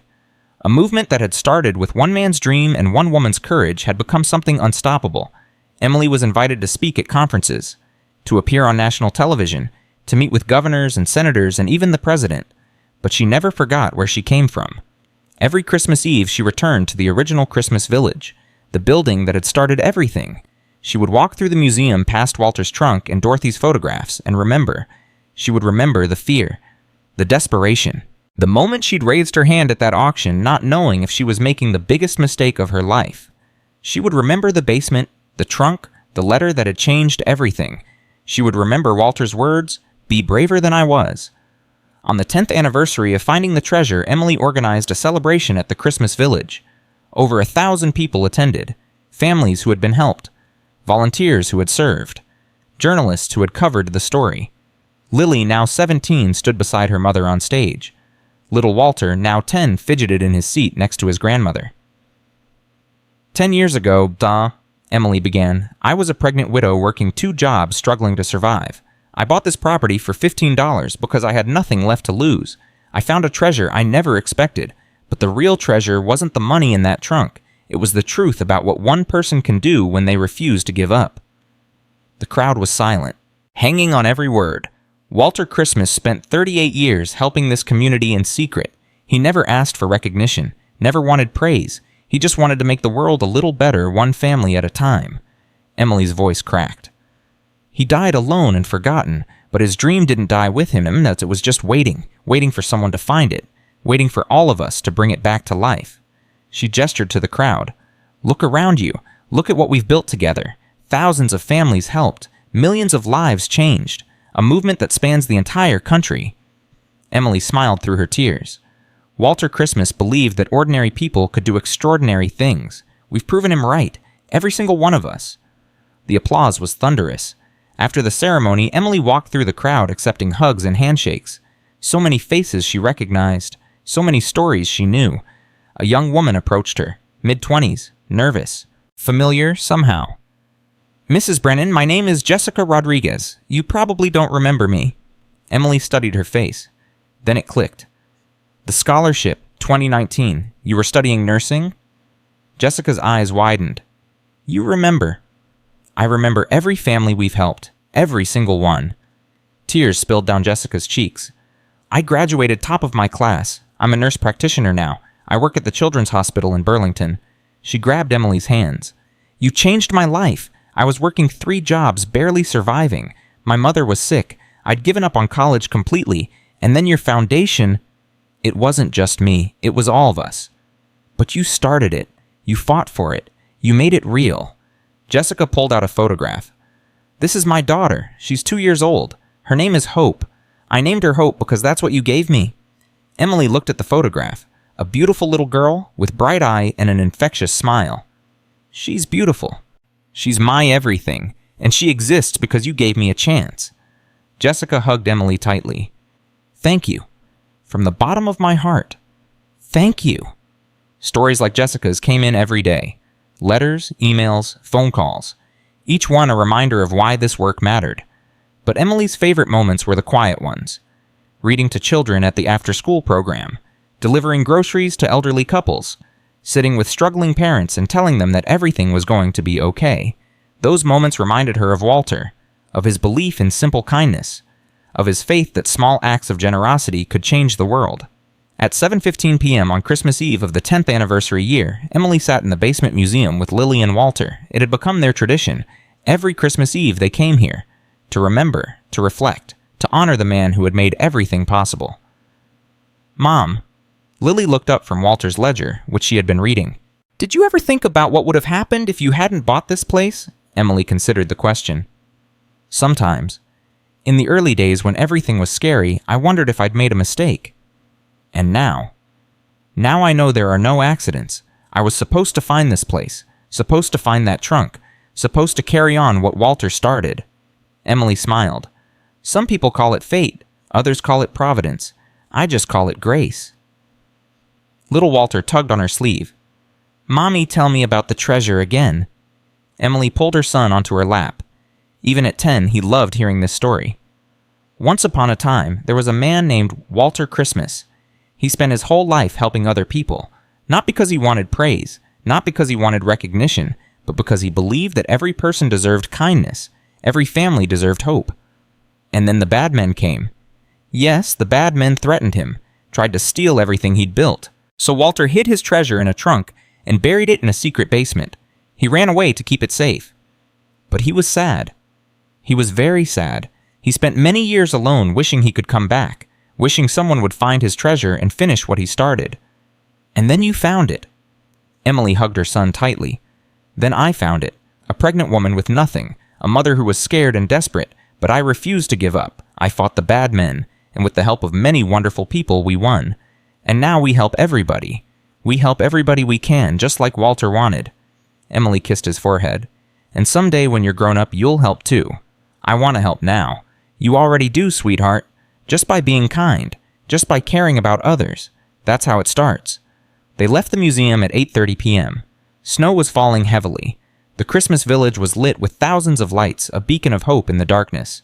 Emily stopped at the door and looked back. At the trunk, at Walter's portrait, at everything that had grown from one man's impossible dream. Thank you, she whispered, for believing, for hoping, for trusting that someone would come. She could have sworn the portrait smiled back. Christmas morning dawned bright and cold. Emily woke to the sound of children's laughter. Lily and Walter were already up tearing into presents with the enthusiasm that only children possess.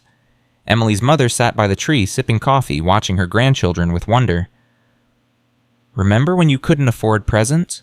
Her mother asked softly. Every day. Look at them now. Look at this house. Look at everything you've built. Her mother's eyes filled with tears. Your father would be so proud, Emily. So incredibly proud. I hope so.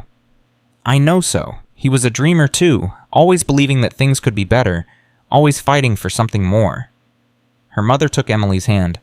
You're so much like him. Stubborn, hopeful, impossible to discourage. Thanks, Mom. It wasn't always a compliment, her mother laughed. But now I understand. The world needs people like you, people who refuse to accept things as they are, people who fight for how things should be. At 10:00 a.m., the doorbell rang. Emily opened it to find Grace Morrison, 93 years old and still going strong. Merry Christmas, Emily. Grace, I thought you were spending Christmas with your nephew. I am, but I had to see you first. Grace pressed an envelope into Emily's hands.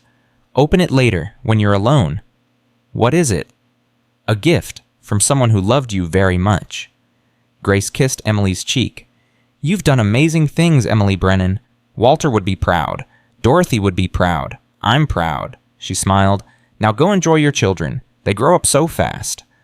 Grace left before Emily could respond. That evening, after the children were asleep and her mother had gone home, Emily sat by the dying fire and opened the envelope. Inside was a letter, Dorothy's handwriting. Dear Emily, if you're reading this, I'm gone. And if Grace followed my instructions, it's Christmas Day exactly 10 years after you found my father's treasure. I wanted you to have this letter then. At the moment when you might be wondering if it was all worth it, the struggles, the sacrifices, the battles you fought alone when no one believed you could win. It was worth it, Emily. Every moment, every tear, every sleepless night. You took my father's dream and made it real. You took a legacy of failure and turned it into a triumph of hope.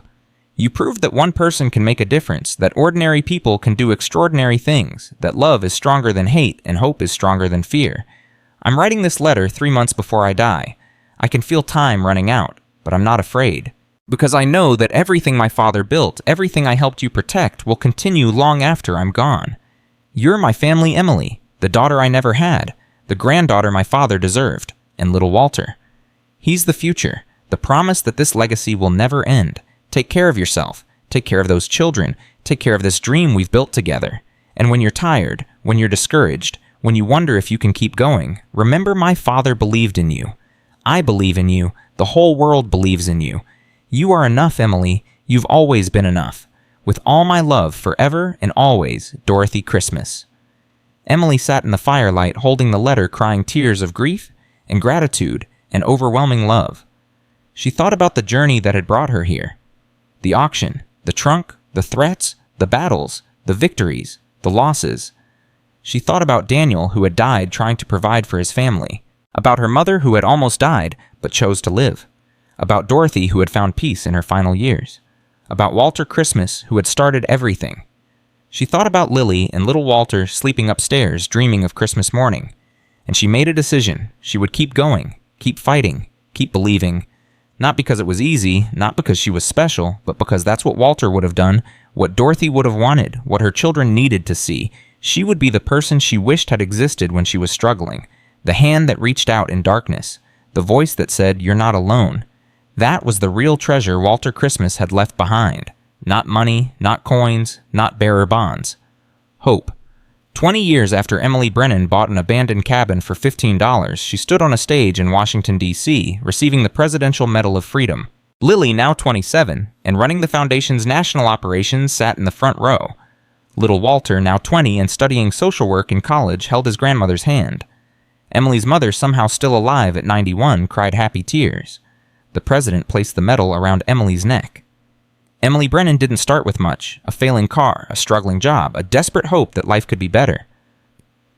The president smiled, but she had something more valuable than money. She had courage, she had faith, and she had the stubborn belief that one person could make a difference. Emily stepped to the microphone.